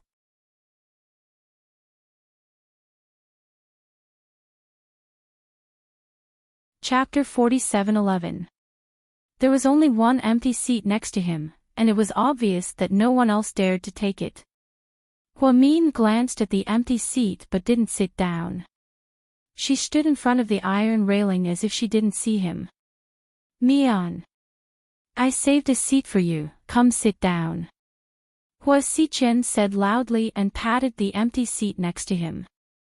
Huamin's face was cold. No need. If you don't sit, then I won't sit either. With that, Hua Xiqin stood up and walked to Huamin's side. Huamin suddenly wanted to turn around and get out of the car, but the car had already driven away. Why are you here? Huamin deliberately lowered his voice so that the person next to him wouldn't hear. Hua Xiqin smiled. I was waiting for you. Huamin was speechless. This was the first time this young master didn't drive a sports car and took a bus, right? Only he would do things so unconventionally and give people headaches. Why were you waiting for me? For you to thank me. Huamian didn't know what to say. At this moment, she really regretted asking Hua Xiqin for help. She didn't know that she would get into so much trouble. Tell me, how do you want me to thank you? Treat me to something to eat. I haven't eaten yet. Hua Xiqin said shamelessly. Okay, what do you want to eat? Huamin touched the 60 yuan in his pocket and gritted his teeth. I heard potato noodles are delicious. After Hua Xiqin said this, Huamin wondered if he had heard wrong. What? Potato noodles. A big bowl of potato noodles that cost 5 yuan. Are you sure? Huamin asked again. I haven't tried it yet, but my friend told me that it's delicious. Do you know where I can get authentic? Hua Xiqin turned around and looked at Huamin innocently. Alright, come with me then. After 3 stops, Huamin got off the bus with Hua Xiqin. The two of them arrived at the food street, where there was a small potato noodle shop. The name of the shop was also very funny, Two Good Brothers. 2 thick and strong middle-aged men were enthusiastically selling freshly cooked potato flour. There was a sea of people inside, and there was no more space. Huamin glanced at Hua Xiqin.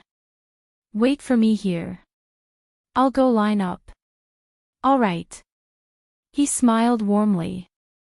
Huamin waited in line for 15 minutes before he managed to buy 2 bowls of potato noodles. Because there were no more seats inside, they had to pack it up. Here you go. Eat here. Hua Xiqin was surprised. How about, we eat in KFC? Huamin suggested. After all, KFC had a lot of seats and air conditioning. I don't think that's a good idea. How about we eat in the park? Hua Xiqin was very familiar with this place and often drove by. He saw the west entrance of Baiyuan Garden nearby. Sure. Huamin nodded.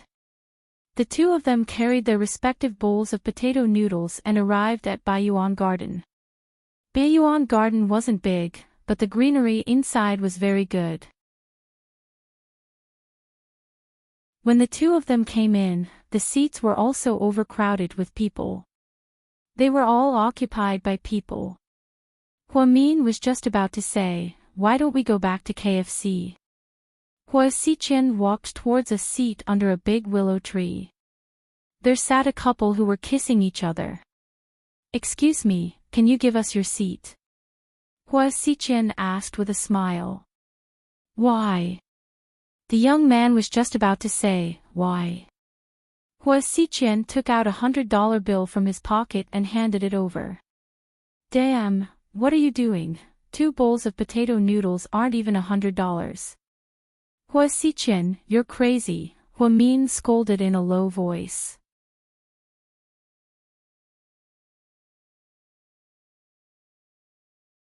Chapter 47:12. At that time, RMB was still very valuable, and 100 yuan was really a lot. Therefore, Hua Xiqian successfully bought a seat with 100 yuan. Then, he smiled at Huamin. "Come and sit here." Huamin walked over in an explosive mood and muttered, "If you have 100 yuan, why did you come to the park to buy a public seat? We could have found a restaurant with a good environment to eat. But I just want to eat potato noodles." Hua Xiqian still looked innocent. "Okay, you win." Huamin didn't say anything and sat down beside Hua Xiqian. The two of them began to eat the piping hot potato noodles. Huamin liked spicy food, perhaps because it was too cold in the north. Most people here liked spicy food, such as spicy hot pot, spicy fragrant pot, spicy grilled fish, and so on. Therefore, just as they went to buy potato noodles, Huamin bought Hua Xiqian the same as his. It was spicy, and the potato noodles had red oil in them. It was a shocking sight. But it was good news for spicy people. Potato noodles were one of Huamin's favorite snacks. He would miss it if he didn't eat it for a long time. Firstly, it was really delicious, and secondly, it was really cheap. Hua Xiqian saw Huamin eating with relish, so he lowered his head and started eating as well. Huamin probably never thought that one day, he would be with someone like Hua Xiqian. The two of them sat in the park and ate potato noodles. What a strange scene this is, but it had happened. After quietly eating the potato noodles, Huamin asked him, "Can I go now? But I still want to eat another bowl. What should I do?" Hua Xiqian still looked innocent. Fuck. Of course, that was what Huamian was thinking. "Little sister Mian, can you please buy me another bowl?" "All right." Huamin gritted his teeth. "I also want a bottle of soda, thank you. I want it cold." "All right." Huamin really wanted to scold him. "Hua Xiqian, why are you so nosy?" However, he held himself back. After all, he had to repay the favor. After this incident, she really didn't want to have anything to do with him anymore. Hua Xiqian sat in the park while Huamin turned around and jogged back to the queue to buy potato powder. As soon as Huamin left, Hua Xiqian opened his Louis Vuitton men's shoulder bag. He calmly took out the stomach medicine and swallowed it directly. Yes, he couldn't eat spicy food. But she didn't know. He had checked all of her preferences and knew that she liked to eat spicy soup, sour and spicy noodles, potato noodles, and other snacks. So he decided to eat with her. Even if his stomach was burning with pain, he didn't care. Not everyone's love could be shown. For some people, you seem to think that they like you a little. But in reality, they might have given up a lot. Hua Xiqian was a flamboyant person on the outside, but on the inside, he was a very tolerant person. Otherwise, he wouldn't have survived and reached the top in the Hua family's atmosphere. Huamin jogged back again with potato powder and a bottle of cold soda in his hand. She didn't really want to buy it from him. After all, a bottle of soda cost 2 yuan. This was pocket money her mother gave her, not money for her to eat and drink. Seeing Huamin come back sweating, Hua Xiqin couldn't bear it. I don't want to drink soda anymore. You can have it. Fuck. This time, he really said it out loud. Huamin thought to himself, are you torturing me on purpose? What about the potato powder? I'll eat this. Hua Xiqin slowly took the second bowl of potato powder from Huamin's hand. This bowl obviously had more chili oil added. It was even redder than the previous bowl. Huamin did it on purpose, and he knew it. Hua Xiqin smiled, lowered his head, and took a bite. Is it good? Huamin asked him a little mischievously.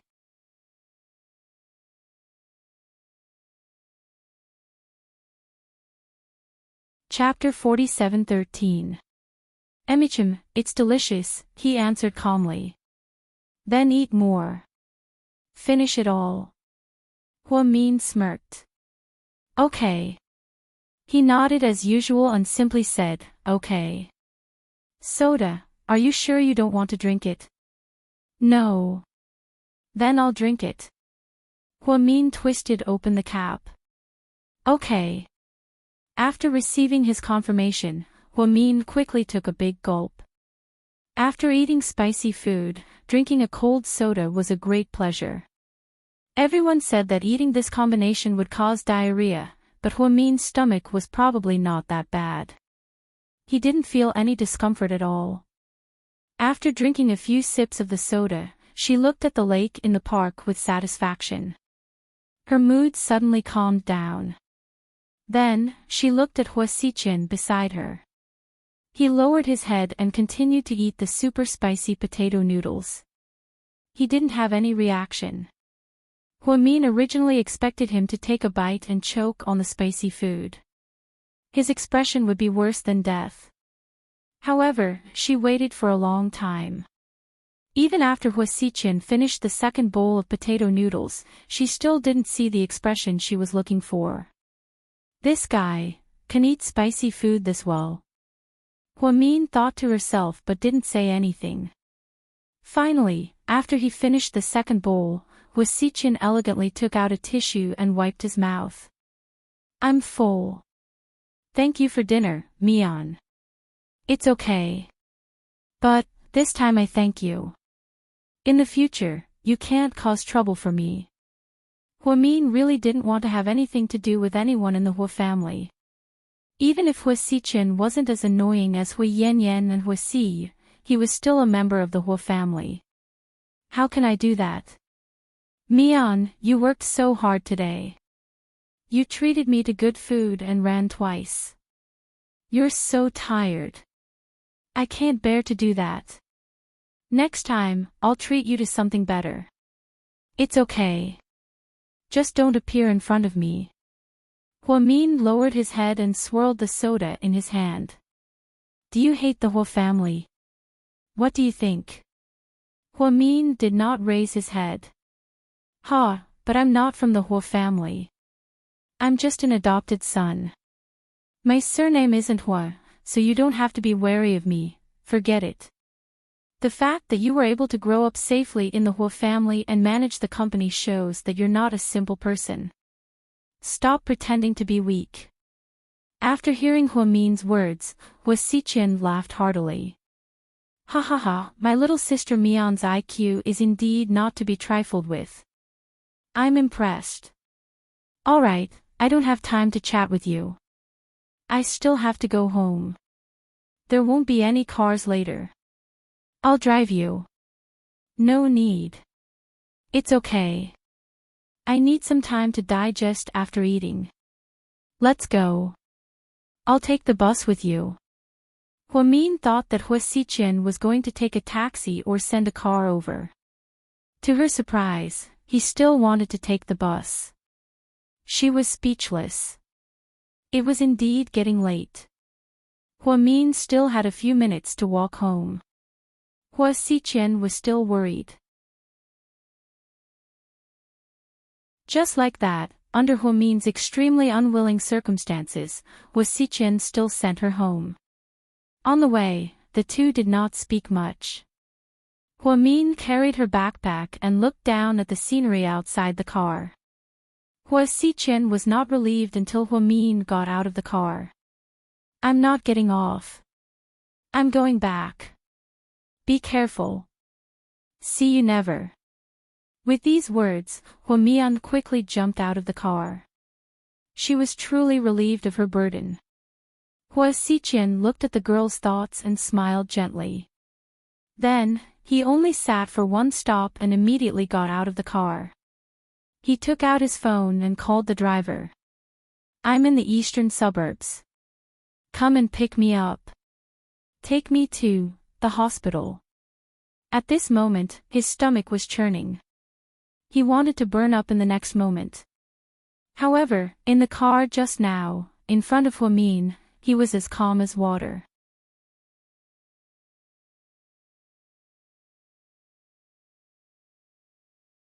Chapter 47:14. After treating Hua Xiqian to dinner, Huamin felt a lot more relaxed. After all, he had repaid the favor, so there wouldn't be any trouble in the future, right? It was still early when she got home. She cleaned the room with her mother and then watched the 8:00 drama together. Jixin was doing his homework on the side. When he encountered something he didn't know, he didn't dare to ask his sister. After all, he was afraid that his sister would call him a pig. At 9:30 p.m., Huamin was a little sleepy, so he washed up and went to bed. Qin Chu sent him a message. Qin Chu, what are you doing? Huamin, I just lay down. Qin Chu, so, you're under the covers. Huamin froze. Although Qin Chu's question wasn't wrong, why did it feel like something was wrong? Huamin, oh, what's up? Qin Chu, let's have lunch tomorrow. Huamin replied jokingly, are you treating?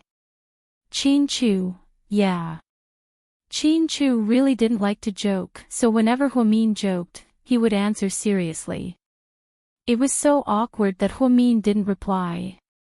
Unexpectedly, a minute later, Qin Chu added, bring Zhu Lingling. What? Are you interested in my Lingling? Huamin also smiled cheekily. Qin Chu didn't reply at all. After all, he didn't want to answer such a stupid question. After putting down his phone, Qin Chu lay on the bed and couldn't help but laugh. Who said that Huamin was a genius? He was obviously a retard, otherwise, why would everyone know that he liked her? She even asked if he was interested in Zhu Lingling. The next day, the two didn't talk much in the morning. Huamin was still sleeping in the last row. He was reading romance novels and reading unofficial history books. Qin Chu, on the other hand, had been playing with his phone in his seat. It was as if the two of them had nothing to do with each other. Time for lunch break. As soon as the bell rang, Lu Xiying rushed over. She still ignored the gazes of the other students and looked at Qin Chu ingratiatingly. There's a new Sichuan restaurant nearby. The fish with pickled cabbage and pickled vegetables is delicious. My dad got me a gold card with 10,000 yuan in it. I want to take you there to try it. Lu Xiying indeed came from a well-off family. She was the only daughter in her family, so she was a little overbearing and liked to be aggressive. She also liked to mock and ridicule others and had a princess syndrome. Other than her classmate, an honest girl from the countryside, almost no other women liked her. However, she didn't care about these things. After all, she had come to second high in class 1 for Qin Chu. She and Qin Chu were classmates in junior high school. During those 3 years, she secretly swore to herself. In the future, no matter what, she would pursue Qin Chu and marry him. It didn't matter if others said that she was shameless or that he was shameless. She didn't care. After all, happiness was between the two of them. Chin-Chu didn't even look up. He lowered his head and continued to play his game. Then, he flatly rejected, "I don't like pickled cabbage and pickled vegetables." "Then what do you like to eat?" Lu Xiying didn't seem to give up. Chin-Chu ignored him. He stood up and looked at Huamin behind him. "Let's go to the cafeteria." Huamin was still a little embarrassed. After all, she didn't want to be the scapegoat. She saw Lu Xiying's murderous gaze. However, in order not to be killed by that gaze, she silently followed Chin-Chu to the cafeteria. On the way, she couldn't help but ask, "Hey, I say, are you trying to use me to get rid of Lu Xiying?" Huamin suddenly felt unconvinced. She felt that this boy had ulterior motives towards her.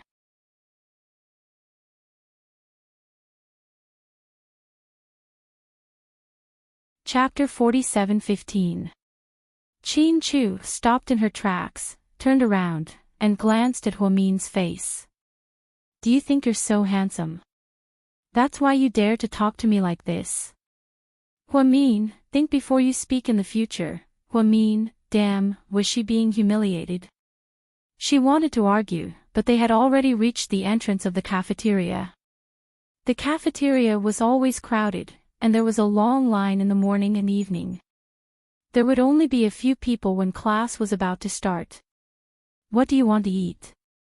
"Let's line up first." Huamin asked her. Chin-Chu didn't say anything and went straight to the second floor of the cafeteria. The second floor of the cafeteria was a high-end cafeteria. Most of the people there were teachers, school leaders, or leaders who came for inspection. Although the food was delicious, it was also expensive.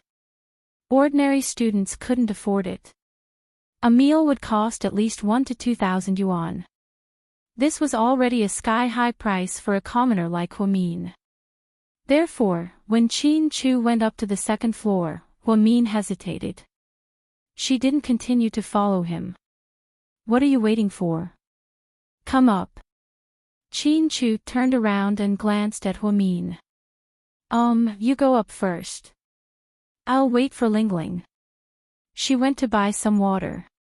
"She'll be right back." Huamin found an excuse. After all, she didn't want to make things awkward. Because her classmates all knew about her family background. If she went up to the second floor, she would be laughed at, right? A poor girl pretending to be rich.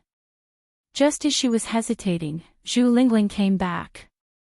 She put her arm around Huamin's shoulder. "Hey, what are you thinking about?" Huamin looked down at the 2 bottles of peach juice in Zhu Lingling's hands. This was the juice that both she and Lingling liked, but because it cost 3 yuan a bottle, she rarely drank it. Zhu Lingling often bought it for her. "I'm fine." "Then let's go up. Didn't Chin-Chu say that he would treat us to a good meal?" Zhu Lingling didn't feel guilty at all. Knowing that Chin-Chu was a nouveau riche, eating a big meal was nothing to him. "How about I don't go? I'll eat downstairs." Huamin still felt that it was not a good idea to go up. At least, that place was not suitable for him. "You're a tiger. He's treating, what's there to be afraid of? It'll be a waste if we don't eat." "Let's go." Zhu Lingling grabbed Huamin's hand and dragged him upstairs. Huamin did not dare to struggle as he was afraid of attracting the attention of the surrounding students. But when she went upstairs and found Chin-Chu, she realized that Gao Ran was also there. Zhu Lingling didn't seem surprised. Perhaps this was within her expectations. However, Huamin was a bit hesitant because she saw that Zhu Lingling only bought 3 bottles of drinks. She originally thought that it would be her, Chin-Chu, and Lingling. Now that she bought 1 bottle less, how was she going to split it? Hua Min's first reaction was to drink one bottle with Lingling. After all, they were best friends, so she would pour it into a cup and share it. However, Zhu Lingling handed one bottle to Qin Chu and placed the other two in front of Hua Min and herself. "Where's my drink?" Gao Ran looked and saw that the other three all had drinks, but he didn't. Zhu Lingling replied unhappily, "I didn't know you were coming, so I didn't prepare anything." "Fuck, you woman, you did it on purpose." Gao Ran knew that Zhu Lingling was definitely holding a grudge. Hua Min also felt bad that Gao Ran didn't have any drinks, so he said, "Why don't you drink this one, and Lingling and I will drink one bottle." Okay, Hua Min is the best." Gao Ran smiled cheekily as he went to take Hua Min's drink, but Qin Chu slapped his hand away. "You drink mine."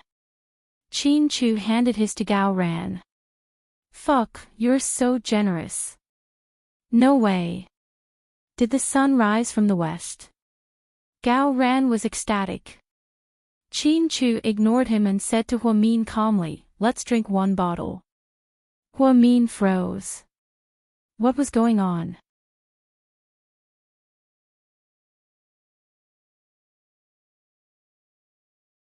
Chapter 47:16.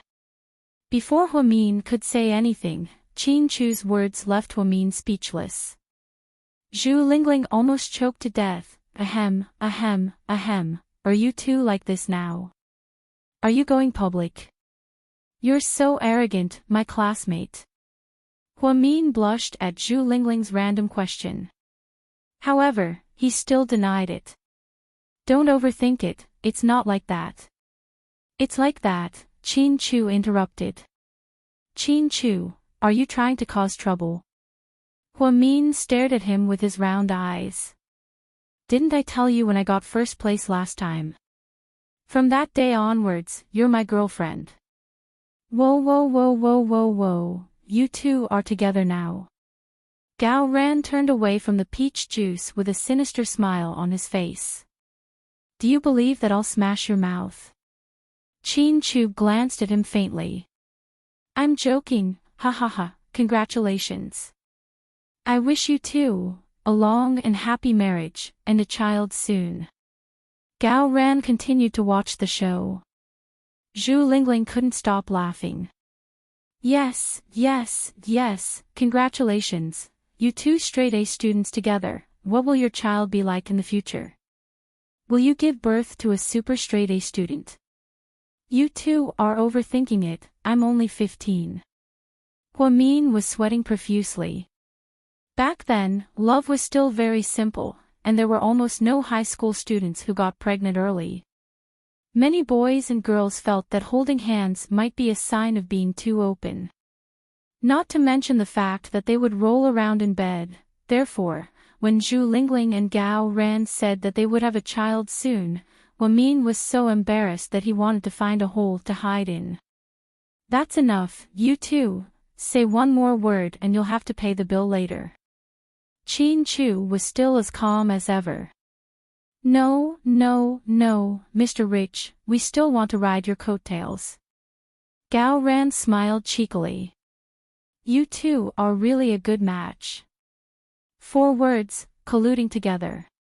Qin Chu looked at Gao Ran and then at Zhu Lingling. To his surprise, before Gao Ran could say anything, Zhu Lingling got angry first. Qin Chu, you're the one who's enough. What's wrong with your eyes? How can you force me to be a couple with this pig? I'm so pretty, gentle and cute. Why would I like a gossipy man? She's not bad looking, but do you have a gentle and pleasant person? Do you have any shame? Zhu Lingling. I've never seen a girl as shameless as you. Fuck, give me back my peach juice. Give me back my peach juice. Why should I give it to you? Qin Chu gave me the drink. I gave it to Qin Chu. Zhu Lingling wouldn't let it go. I don't care who gave it to Qin Chu. All I know is that Qin Chu gave it to me. Why should I give it to you? Hua Min was troubled by their bickering. Big brother, big sister. Are you guys done? I'm so hungry, I want to eat. Let's order. Chin Chu pushed the menu in front of Huamin. Huamin silently picked up the menu and looked at the first page. He was so scared that he almost peed his pants. A serving of sweet and sour pork ribs cost 128 yuan, a serving of spiced beef cost 158 yuan, and a cup of plain milk tea cost 38 yuan. Even the most common bowl of plain noodles, which was actually just plain noodles, cost 48 yuan. Huamin felt that this place was too much of a scam. Students really couldn't afford it. However, it was only limited to commoners like her. Many of the rich second-generation children of the government officials could still afford it. The food here is so expensive. Why don't we eat downstairs? The soft fried pork fillet downstairs is so delicious, and it's only 18 yuan, Huamin suggested. No. Isn't there a rich person treating us today? Let's eat. Let's find the feeling of eating rich. Then, Zhu Lingling snatched the menu and began to order crazily.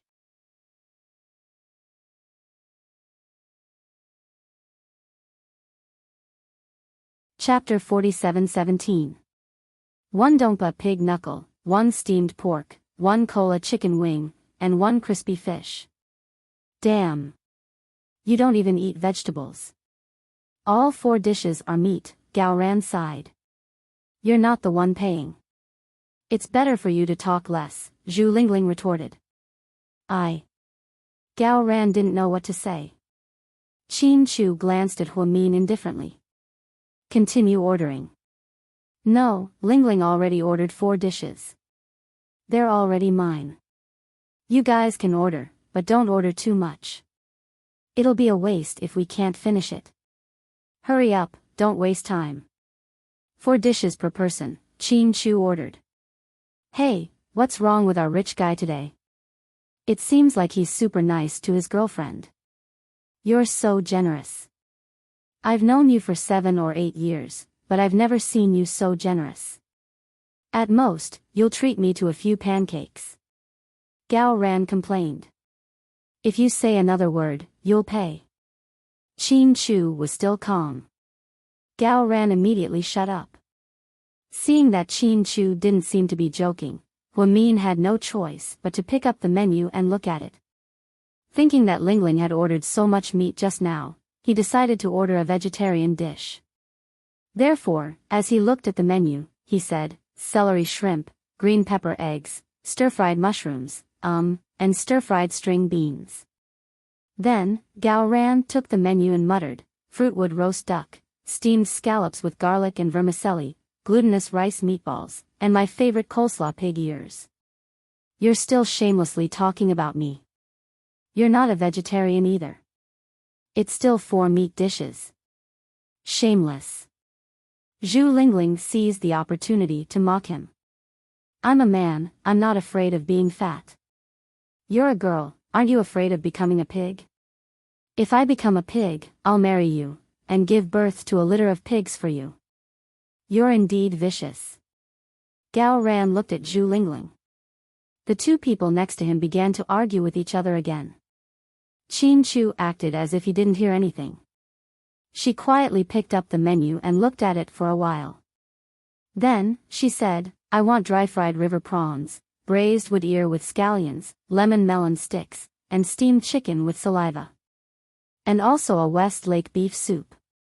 Huamin listened quietly.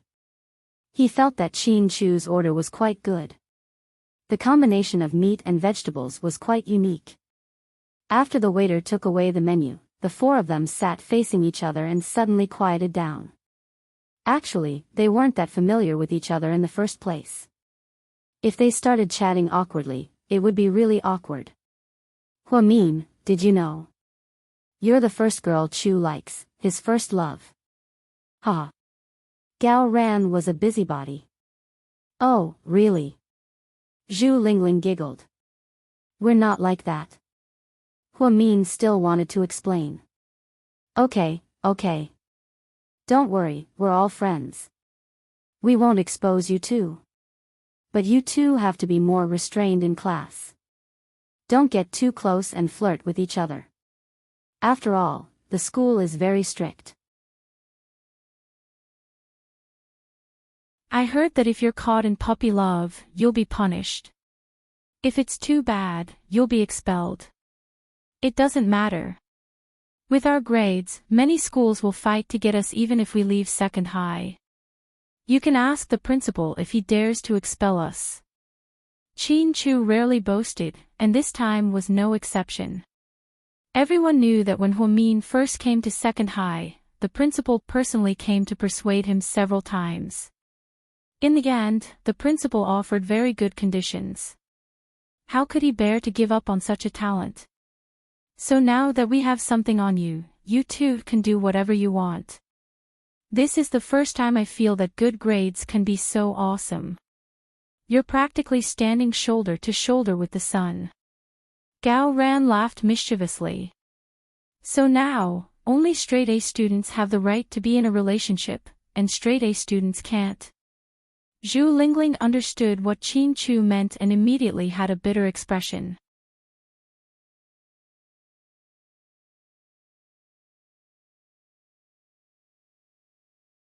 Chapter 47:18. Huamin laughed. Hey, Zhu Lingling, you're going overboard. I'm telling the truth. That's the situation now. You're a bad student, but that doesn't stop you from dating, Zhu Lingling. She really dated that coward Xingyan. Upon hearing Huamin's words, Gao Ran felt quite upset. He felt like a flower stuck in cow dung. He really didn't understand why Zhu Lingling, who was so domineering, would fall for that coward. He didn't have any sense of responsibility at all. Don't fucking spread rumors, okay? Zhu Lingling glared at Gao Ran. Then, she looked for Huamin to settle the score. My Mian, you traitor.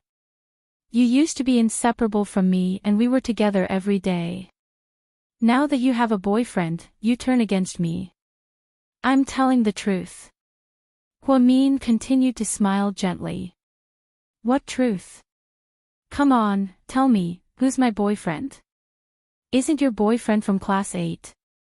My class. Damn, who is it? Zhu Lingling, you're so good. You even reached out to class 8. Upon hearing that he was from class 8, Gao Ran couldn't sit still anymore. However, upon hearing that he was from class 8, he knew that it wasn't the basketball team captain. Far away on the horizon, right in front of us, Chin Chu said. Huamin and Chin Chu looked at each other and smiled. The two of them really had a tacit understanding. Damn. You're not talking about me, right? Gao Ran finally realized. The meaning of far away on the horizon, right in front of us, was very obvious. There were a total of 4 people, and 3 of them were from class 1. Only Gao Ran was from class 8. After Gao Ran finished speaking, Chin Chu and Huamin still smiled and said nothing. In your dreams. Why would I date an idiot like you? Don't. Even if you want to be with me, I can't accept it. The two of them started bickering with each other again, starting to fight as soon as there was a disagreement. However, Huamin had a strange feeling in his heart. She had a feeling that Lingling would marry Gao Ran in the future. Although Gao Ran was good at talking, he was a kind person. She and Chin Chu could tell that he liked Lingling. As the saying goes, the onlooker sees the game more clearly than the person directly involved. The dishes were served one after another. Huamin looked at the dazzling array of dishes on the table and sighed softly. The 4 of us are eating 16 dishes. It's too extravagant. This is the most extravagant meal I've ever had.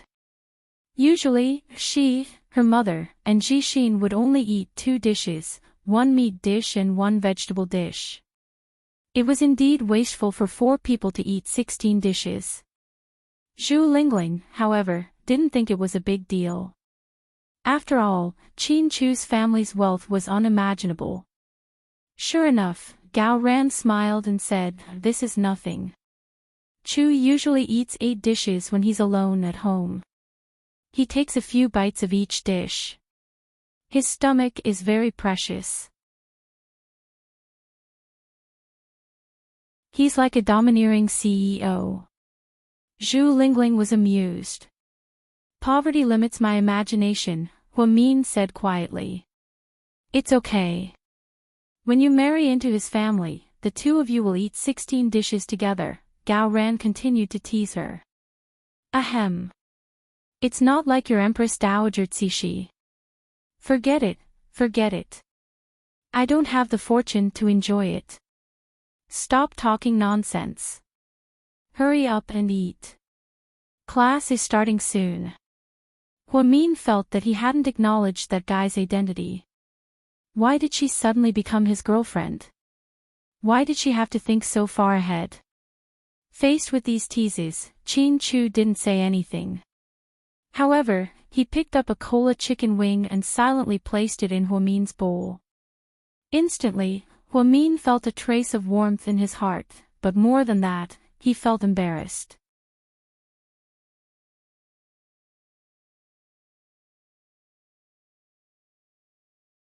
Chapter 47:19. "Hey, you're showing off your love again.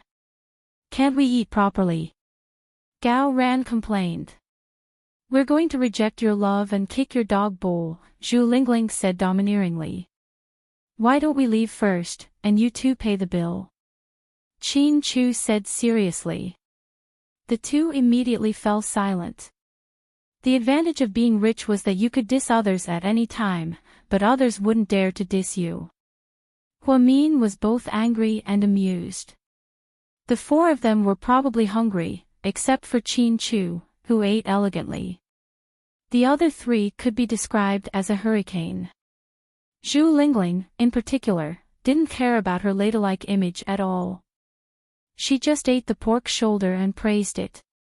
Hua Min thought to himself, the food here is so expensive.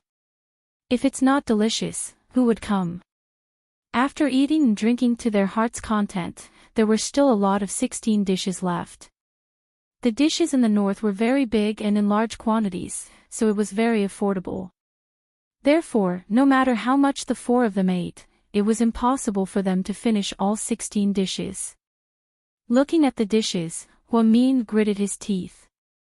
Although he knew that he would lose fans if he said it out loud, he still said it. "Can I take the rest home?"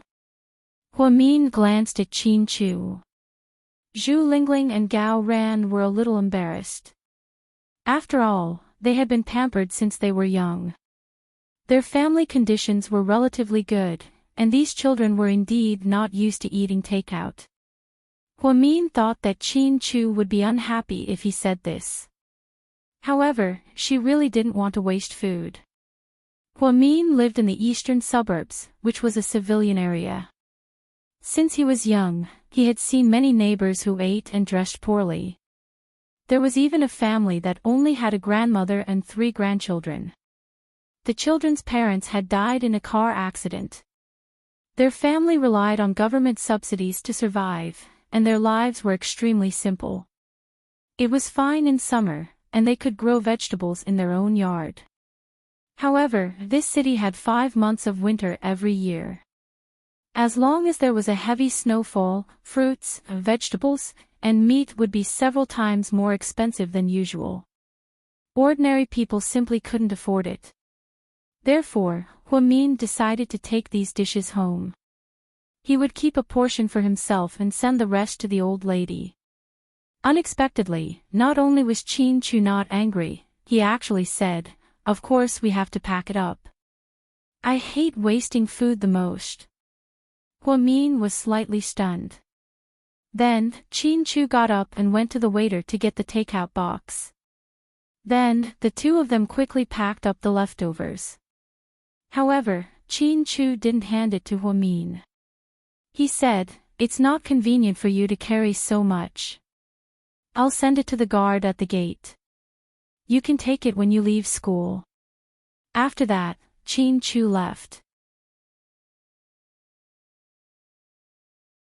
Huamin was touched once again because she knew that Chin Chu was afraid that she would bring so many takeout boxes back to class. She would be gossiped about by other students. The first class in the afternoon was the class teacher's class. However, the class teacher wasn't in a hurry to start the class. Instead, she announced something.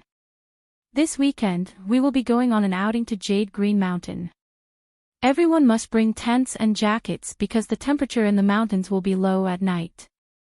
The school will prepare food for you. Wow, hooray! Many of the students became excited when they heard about the outing. However, Ms. Yao continued, this event is sponsored by Lu Xiying's father.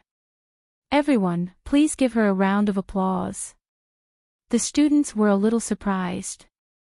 Although they didn't know the purpose, they were still very happy that Lu Xiying had taken so much money to sponsor an outing for everyone. Thus, the class thundered with applause.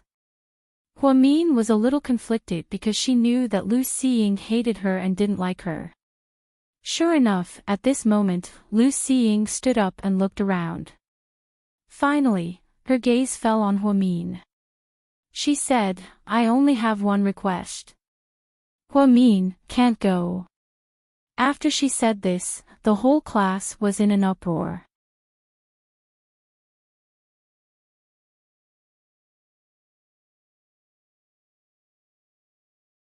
Chapter 47:20. After Lu Xiying said this, everyone was shocked. Although they knew that she usually targeted Huamin, they didn't expect her to be so brazen this time. Many students hated Lu Xiying and felt wronged for Huamin. However, they only thought this in their hearts and didn't dare to say it out loud. After all, Lu Xiying's family was the sponsor this time. Xiying, your attitude is wrong. You have to treat everyone equally. You can't target anyone, Ms. Yao said. Ms. Yao, I'm not targeting anyone.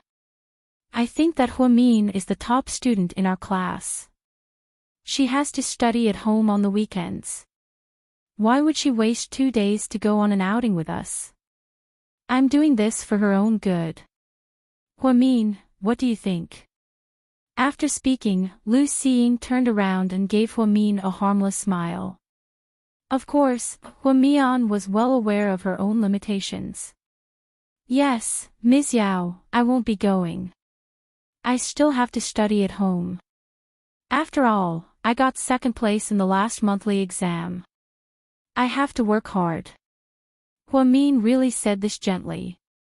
She wasn't jealous or mocking Lu Xiying, nor did she say anything unpleasant.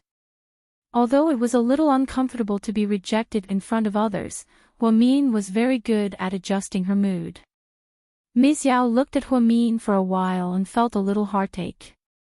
However, she also knew the temper of rich girls. This time, it was a private sponsorship.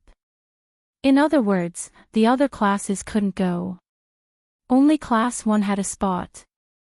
The school also approved. They felt that the students of Class 1 were under a lot of pressure and wanted to go out and relax. Ms. Yao, I won't be going either. This sentence was said by Chin Chu. He didn't pay attention to what everyone was saying. He had been absent-mindedly playing games on his phone. In fact, Chin Chu was really a weirdo. There were so many games, but he liked the old Tetris. This game was from many years ago and had long disappeared from the market. Perhaps Chin Chu had a nostalgic complex, so he always played this game. It wasn't until Huamin said that she wasn't going that Chin Chu put down the game and went straight to the point. However, as soon as Huamin announced that he wouldn't go, Chin Chu said that he wouldn't go either. Such an obvious action shocked the whole class once again. Even Teacher Yao didn't expect that this kid, who usually cherished his words like gold, would get involved in this situation. Without waiting for Mr. Yao to speak, Lu Xiying lost her composure. Chin Chu, the scenery in Yutsui Mountain is very beautiful. My dad even spent money to hire bodyguards for us, so there won't be any danger. There are springs, streams, and many autumn fruits to pick. It's really very beautiful. Let's go together. I've already prepared your equipment for you. Columbia's assault jacket and a pathfinder's tent. Lu Xiying was also anxious. She didn't care that so many classmates were watching and confessed to Qin Chu. She had prepared so many things for him for no reason at all. It was obvious what was going on. Moreover, the classmates all knew that although Lu Xiying was rich, she was never very generous to her classmates. This trip was probably for Qin Chu. Lu Xiying's father's company was medium-sized and was one of GK's many clients. He strongly supported his daughter's love for Qin Chu. After all, if she married into a financial group like the Qin family, the benefits would be immeasurable. Therefore, this father really satisfied his daughter's every request. However, she didn't expect Qin Chu to not give her face and directly reject her. Moreover, it was in front of the whole class and the teacher. If Qin Chu didn't go, then Lu Xiying's money would be wasted.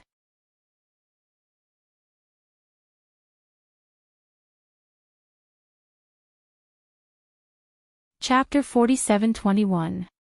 Although I got first place in the last monthly exam, it was really a fluke. In the future, I might be second place forever. So, in order not to embarrass myself, I have to study at home. Qin Chu's explanation wasn't for Lu Xiying, but for Ms. Yao. Then, as long as you've thought it through. Ms. Yao wouldn't force them. It was all up to the kids. Qin Chu.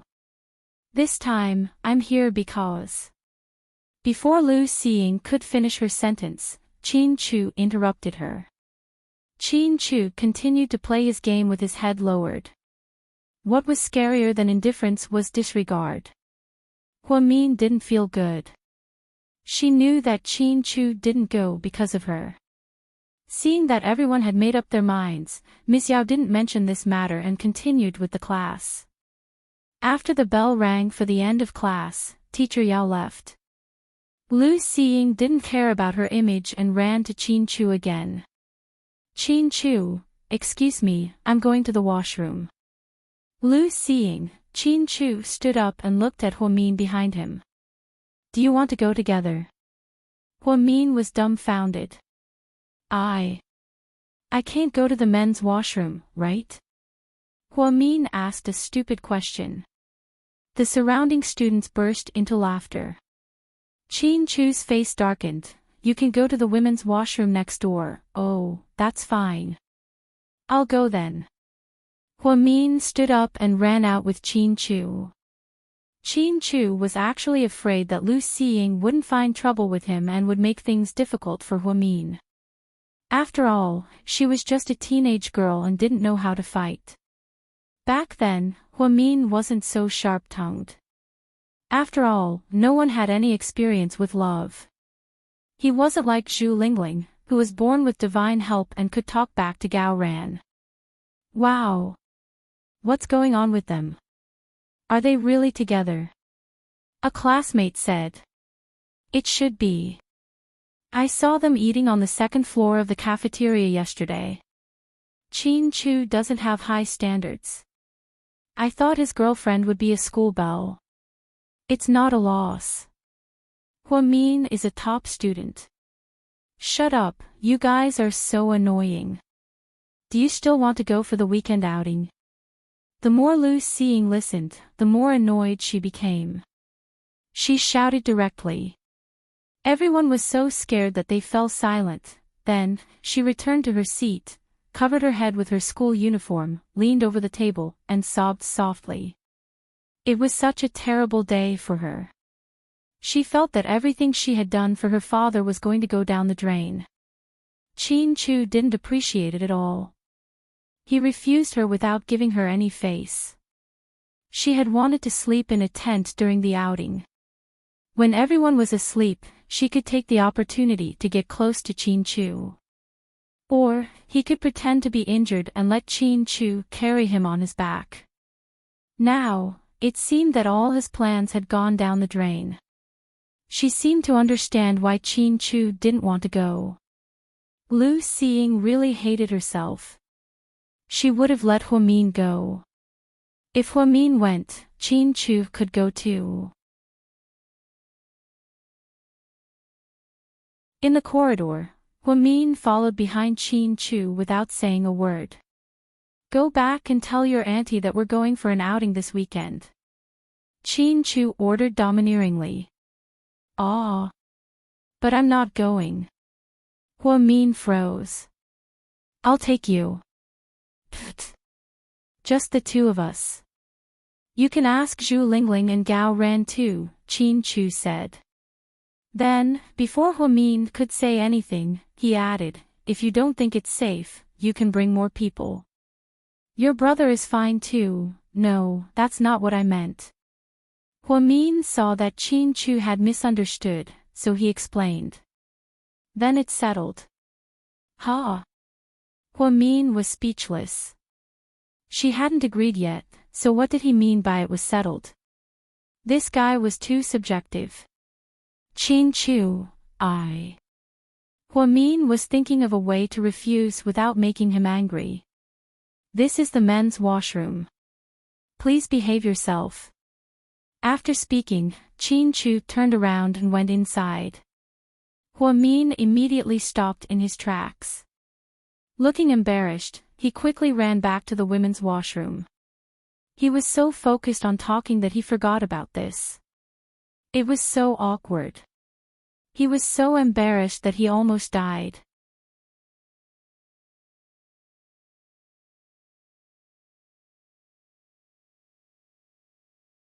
Chapter 47-22. When Huamin came out of the female washroom, Chin Chu was already waiting at the door. However, he was leaning against the wall of the corridor. People were coming and going. If she didn't pay attention, she wouldn't be able to see him. Huamin was about to look up to look for him when someone suddenly grabbed the collar of her school uniform. Then, two girls that she didn't know at all came in.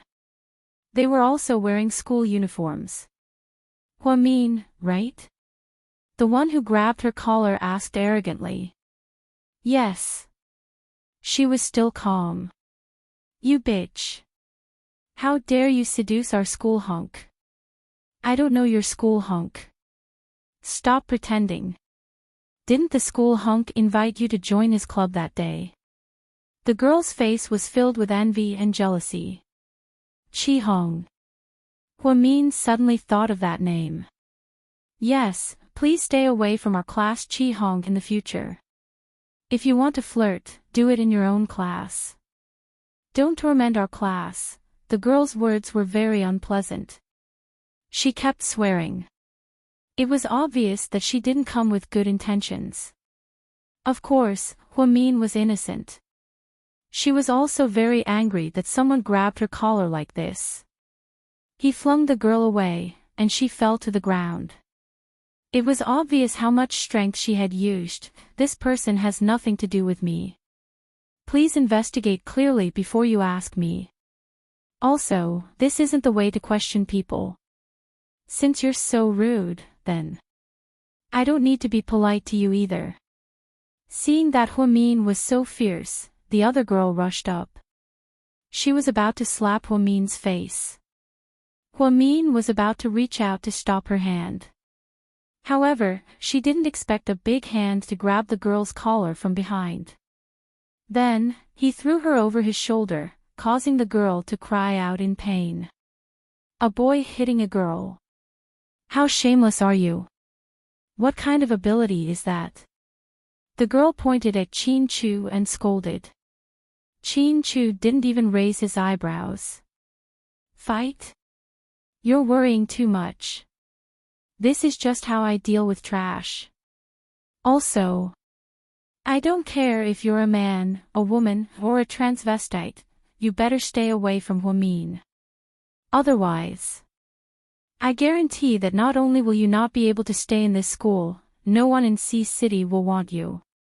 After saying that, Chin Chu tugged on Hua Min's sleeve and walked towards the classroom. After a dozen or so steps, he finally asked, "Are you stupid? Why didn't you fight back?" "I did. Didn't you see that I pushed that person down?" Hua Min pursed his lips and smiled. "I didn't see anything. I only know that someone grabbed you by the collar and questioned you for a long time. How could it take half a day? Just a few sentences, okay? Don't be treated like that next time. You have to make the first move," Chin Chu ordered. I don't think that's a good idea. My mom doesn't want me to fight. You know that girls these days are very precious. If I hurt her, I'll have to pay for her treatment. It'll cost a lot of money. So, this isn't a fight. This is clearly a war of money. Hua Min explained patiently, thinking that Chin Chu would understand. However, Chin Chu's face was still dark as he continued, "From now on, you'll be in charge of hitting her. I'll pay for it. Just don't kill her." Hua Min was speechless. At this moment, the subtext was, "How can there be a boyfriend like you? So violent, so arrogant. You even instigated your girlfriend to fight. Are you trying to screw your girlfriend over? Did you hear that?" I heard it." Hua Min nodded perfunctorily. He didn't want to dwell on this matter with him. How could Chin Chu not see through his thoughts? Therefore, he added, "If you dare to lose or suffer a loss in the future, don't eat lunch. I'll make sure the aunties in the cafeteria don't give you any food."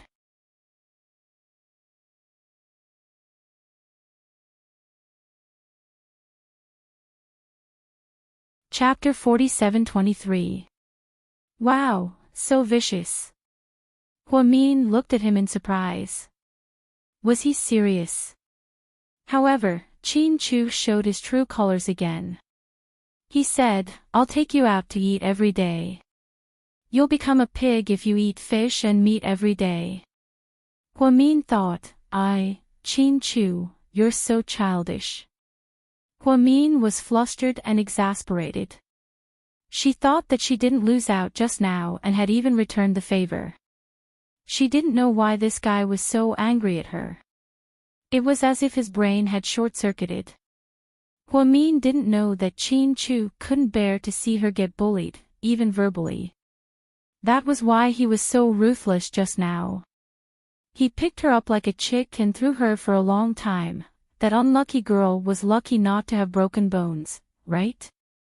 When the two girls who were taken advantage of returned to class, they cried and asked the boys in their class to stand up for them. However, when everyone heard that the opponent was Chin Chu, they all hid far away. "Are you guys still fucking men? We went to find that little bitch for our class. Now that we've been beaten up by a boy, you're just going to stand by and watch. You're all good for nothings. Do you still have a conscience?" the girl scolded. "Zhou Yujie, are you an idiot? Who is he? Is he an ordinary person? That's Chin Chu. Do you know Chin Chu? He's the only son of a big conglomerate. He can do whatever he wants in this city. Even the principal has to be polite to him. He only needs to move his finger and you won't be able to survive in this city. You're doomed. You don't know how to repent and still want to cause trouble. If you want to die, go ahead. Don't drag everyone down with you." After hearing what the boy said, the girl named Zhou Yujie was a little flustered.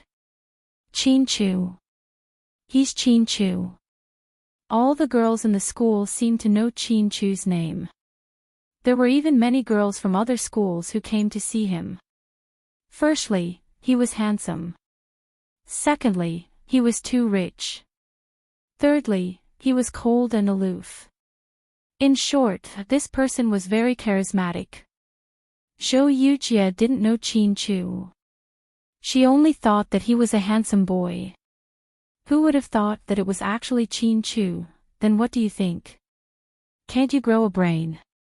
After being scolded by the boys, she became much more listless and did not dare to mention the matter of seeking revenge. On the other side, after the two of them returned one after the other, no one seemed to find it strange anymore. After all, Chin Chu had been so obvious about protecting Huamin just now. If she said not to go, he wouldn't go. Everyone seemed to vaguely know what was going on. During the English class in the afternoon, the teacher came in with a lot of papers. Sun Ingru. Here we are. Distribute the papers to everyone. Hurry up and do it. This set of questions is new from the Ministry of Education. It might be included in the college entrance examination. Yes, teacher. She was a quiet girl with a pair of silver-rimmed glasses. She was the English class representative who was very good at English. After receiving the test papers, he distributed them to everyone one by one. When she arrived in front of Chin Chu, her face was slightly red. Chin Chu, good luck. Chin Chu raised his head and looked at her. Then, he actually nodded. She was extremely happy.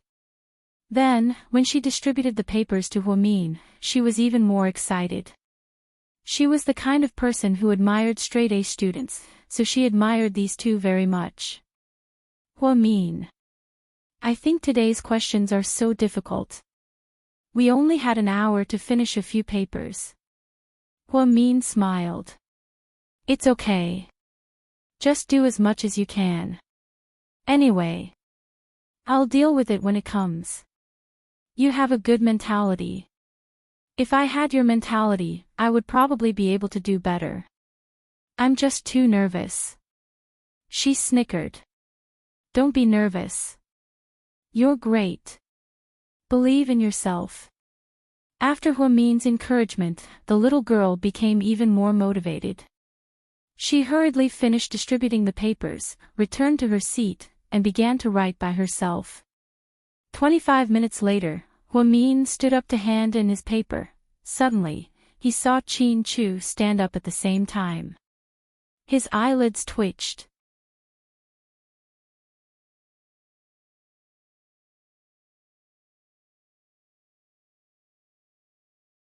Chapter 47-24. Wow, are you serious? That's crazy. It's only been 25 minutes and he's done. I still have a lot to do. A straight-A student is indeed a straight-A student. Awesome. These two inhumane guys only know how to torture us. Zhu Lingling said. The teacher wasn't surprised to see the two of them stand up. After all, Huamin usually handed in his papers very quickly. Chin Chu was about the same as her. The two of them walked to the podium one after another. Chin Chu didn't move, indicating that he wanted Huamin to hand in his papers first. Actually, no one liked to put their papers on the podium. The teacher would look at them. They were all afraid of embarrassment and wanted to stuff their papers down. Chin Chu didn't want to take advantage of this, so he stood there and waited for Huamin. After Huamin put his papers down, he put his own papers on the podium. Sure enough, the teacher saw Chin Chu's paper and looked at it seriously. Chin Chu didn't wait in the classroom and turned to leave. Huamin didn't want to go out, but he heard Chin Chu say in a low voice, "Let's go out and get some fresh air." Huamin thought about it and agreed. It was indeed tiring to finish the papers. The two of them walked out. I'm so jealous of the straight-A student. I can torture you to death in minutes. She can even squeeze out time to talk about love when she's doing questions. I swear, I'm not good at studying in this life, but I'll make sure my son studies well. Zhu Lingling swore to herself before she lowered her head and continued to write diligently. She would go crazy every time she took an exam. She was clearly a special student. Wasn't this making things difficult for her? She relied on her talent, not her studies. Actually, Zhu Lingling's family had always wanted her to enter the capital city film academy. It was one of the top film and television schools in the country. With her looks, she could become an actress. She couldn't be said to be famous, but she could still earn a lot as a C-list actress. On the other hand, Zhu Lingling was more open-minded. She felt that the entertainment industry was too messy, so it was better to be a simple stewardess. At least the working environment was monotonous, and there were more holidays, so he could fly around the country for fun. For someone like her who loved to travel, this was simply a great thing. When Qin Chu and Huamin walked out, the other classes were also having their exams. There were also some schools with good qualifications who handed in their papers one after another. Qin Chu also seemed to have bumped into his junior high school classmates. Hi. Qin Chu. The girl had short hair that reached her ears and looked very sweet. Even though she was wearing a school uniform, it couldn't hide her beauty. Huamin didn't know this girl. He just turned his head to look at Qin Chu. He just stopped, but didn't show any special expression. What did your class test? English, Qin Chu said. Our class is Chinese. This time, the questions set by the Ministry of Education are crazy. Oh right, do you need me to tell you the key questions? The topic of the essay is, no, it won't be a surprise if I tell you. Thank you, Chenxi. After speaking, Qin Chu and Huamin continued to walk forward. The girl's eyes dimmed slightly. However, it returned to normal in a few seconds. Qin Chu's personality started in junior high school. No, she heard that it started in elementary school. He was very cold. However, recently, she heard that he had a good impression of the straight-A student in her class. The two of them appeared together more often. Just now, she saw Qin Chu walking with her. It seemed that the rumors were most likely true. Chenxi was really interested in this Huamin. After all, the person that Qin Chu liked must be special. Qin Chu walked with Huamin all the way to the school supermarket. Wait for me. After speaking, Qin Chu went in. In less than a minute, he came out with 2 bottles of drinks in his hands. He handed the peach juice to Qin Chu and held a bottle of Coke for himself. Drinking carbonated drinks, aren't you afraid of getting fat? Huamin teased.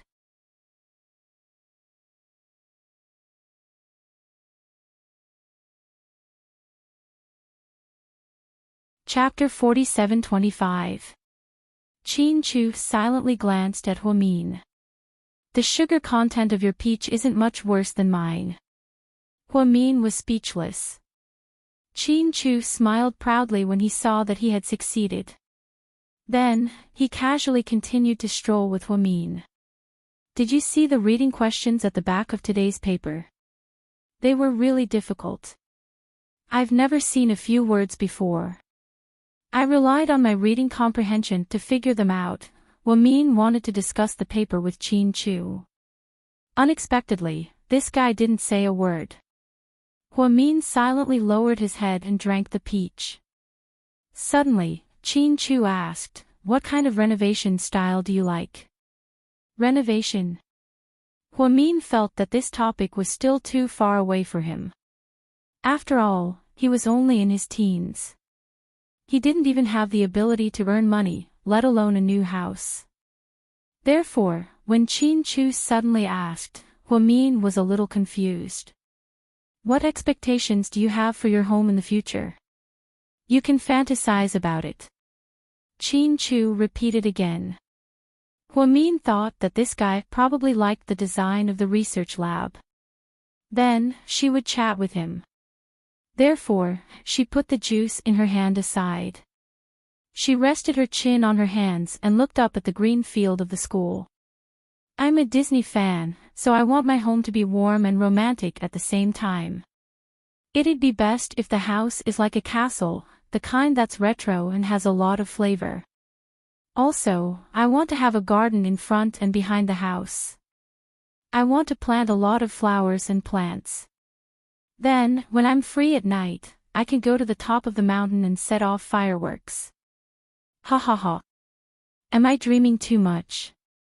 After saying that, Huamin laughed at herself. In this city, there was no one who could buy a house like Huamin's. Even if there was, the cost would be astronomical. An ordinary person would never be able to earn that much money in their lifetime. So after she said that, she even laughed. She knew that she was dreaming, so she didn't plan to make it come true. On the other hand, Qin Chu listened attentively and said, "That's a good idea. What about you? What kind of house do you want?" Huamin asked him. Qin Chu got up with a lot on his mind. He took a sip of Coke and said, "Same as you." "Wow. I didn't expect a big guy like you to be so girly." Huamin was a little surprised. "I'm a man who listens to my wife," Qin Chu said. For some reason, Huamin's face instantly turned red. She didn't forget to tease him, "You make it sound like you have a wife." Qin Chu smiled slightly. "Sooner or later. Then when you get married in the future, don't forget to invite me to your wedding."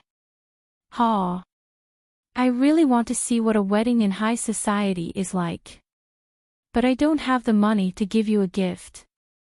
At most, I'll spend 100 or 200 yuan and freeload off of you for a meal that costs tens of thousands."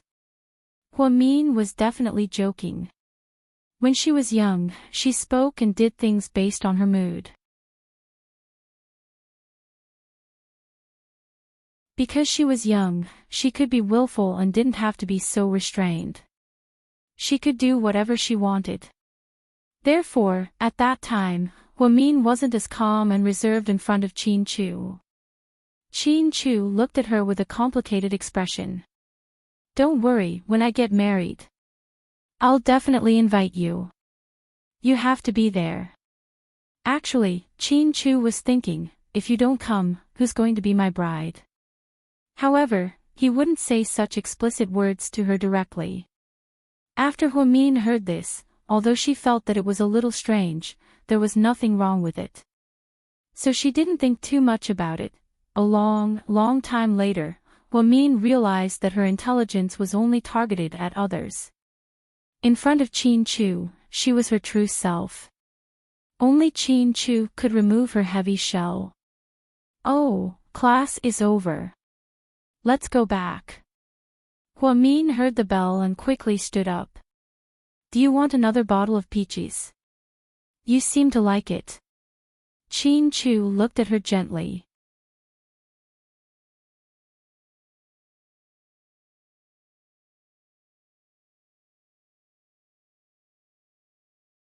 Chapter 47-26. Huamin wasn't used to being looked at so gently by Qin Chu. She lowered her head shyly. "No, I'll go to the bathroom if I drink too much." Qin Chu couldn't help but want to laugh, but he didn't want the little girl to feel embarrassed, so he held it in. "Okay, let's go back to class." The two walked back to class side by side, attracting a lot of attention along the way. After all, in a place like school, due to the country's education system, prohibited puberty was forbidden. Therefore, even on campus, boys and girls who secretly liked each other and confirmed their relationship didn't dare to be so blatant. Therefore, along the way, they heard a lot of people secretly talking. "Wow, are they the two straight-A students in class 1? I should say that they're the first and second in the entire grade. They're so awesome. Huamin looks so ordinary, but Qin Chu is very handsome. Are they dating? When we have time, let's go to class 1 and ask around." The two of them were naturally a little embarrassed when they heard this, but they didn't say anything. When Huamin returned to class, she saw Lu Xiying's murderous gaze. Then, she silently ignored it and slept on her stomach. Actually, most of the time, Huamin wasn't really asleep. She was listening to the teacher with her eyes closed. All the scenes that the teacher had told her flashed through her mind. There really wasn't anyone who did nothing but sleep every day and still got first place.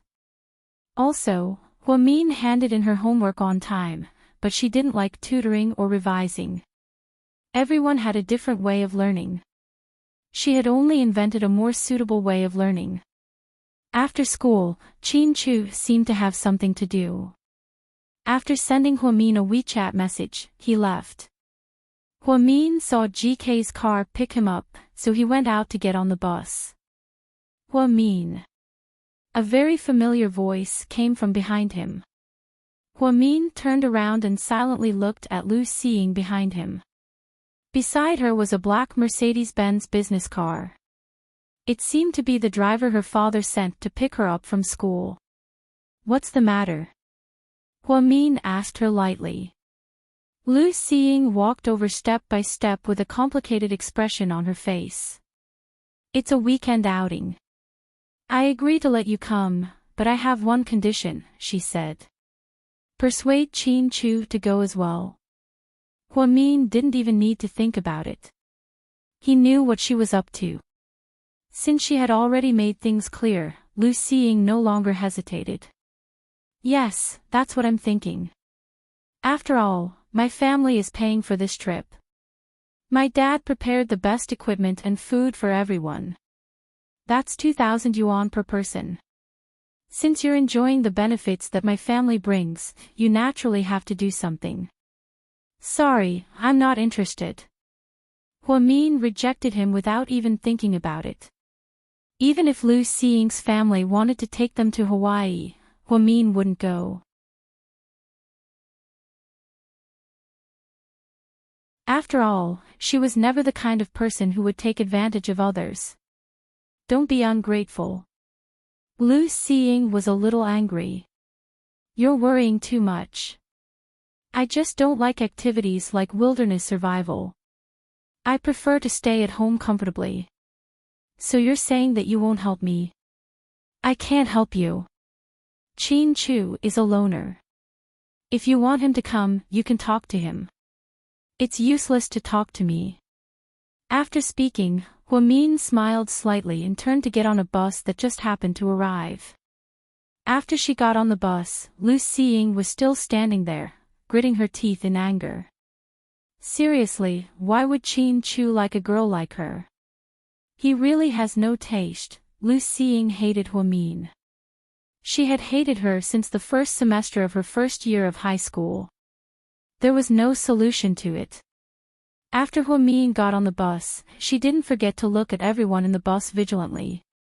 She was really afraid that Hua Xiqian would suddenly appear. Fortunately, he didn't. However, when she came home from school, she saw a lot of luxury cars parked in front of her yard.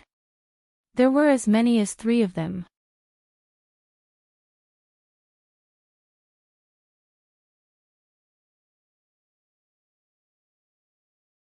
Chapter 47-27. Huamin had a bad feeling about this, so she rushed in with her backpack. Sure enough, she saw Jiang Hong, Hua Xinghai's official wife, talking to her mother in a crimson cheongsam. Hua Xiqian and a few bodyguards were standing beside her. It was a grand scene. Jixin was so scared that he hid in his room and didn't dare to come out. It was obvious that they didn't come with good intentions. "Little sister Mian, you're back." Hua Xiqian was always smiling, especially when he saw Huamin. "What are you doing here?" Huamin didn't bother to be polite. She swung her backpack and glared at Jiang Hong and Hua Xiqian with hostility. "So this is Mian. You've grown so tall." Jiang Hong smiled. However, Yang Meirong's face was still serious. "Mrs. Hua, please go back. I'm just an ordinary housewife now.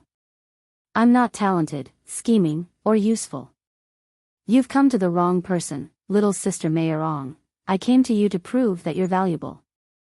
Even if you don't think for yourself, you have to think for your child. Do you know what kind of education Mian will receive if she goes back? After high school, she'll go abroad to further her studies. With her brain and intelligence, it'll be easy for her to get into a world-class university. However, studying abroad is expensive. I'm not looking down on you, but you really can't afford it. It's at least 1,000,000 yuan for 4 years. After graduation, she can come back to the Hua Corporation to work, or she can stay abroad. I won't interfere, it's her own freedom.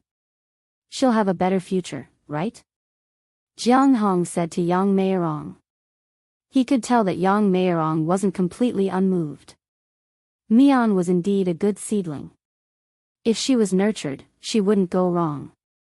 Their family definitely didn't even dare to think about studying abroad. Even if the school waived the fees, they still had to rent a house and eat for the next few years. In other countries, especially in Country M, it was quite a large sum of money. Mrs. Hua, thank you for your kindness, but I'm born poor. I don't want to go abroad. Let me fend for myself. I'll accept whatever my mother teaches me.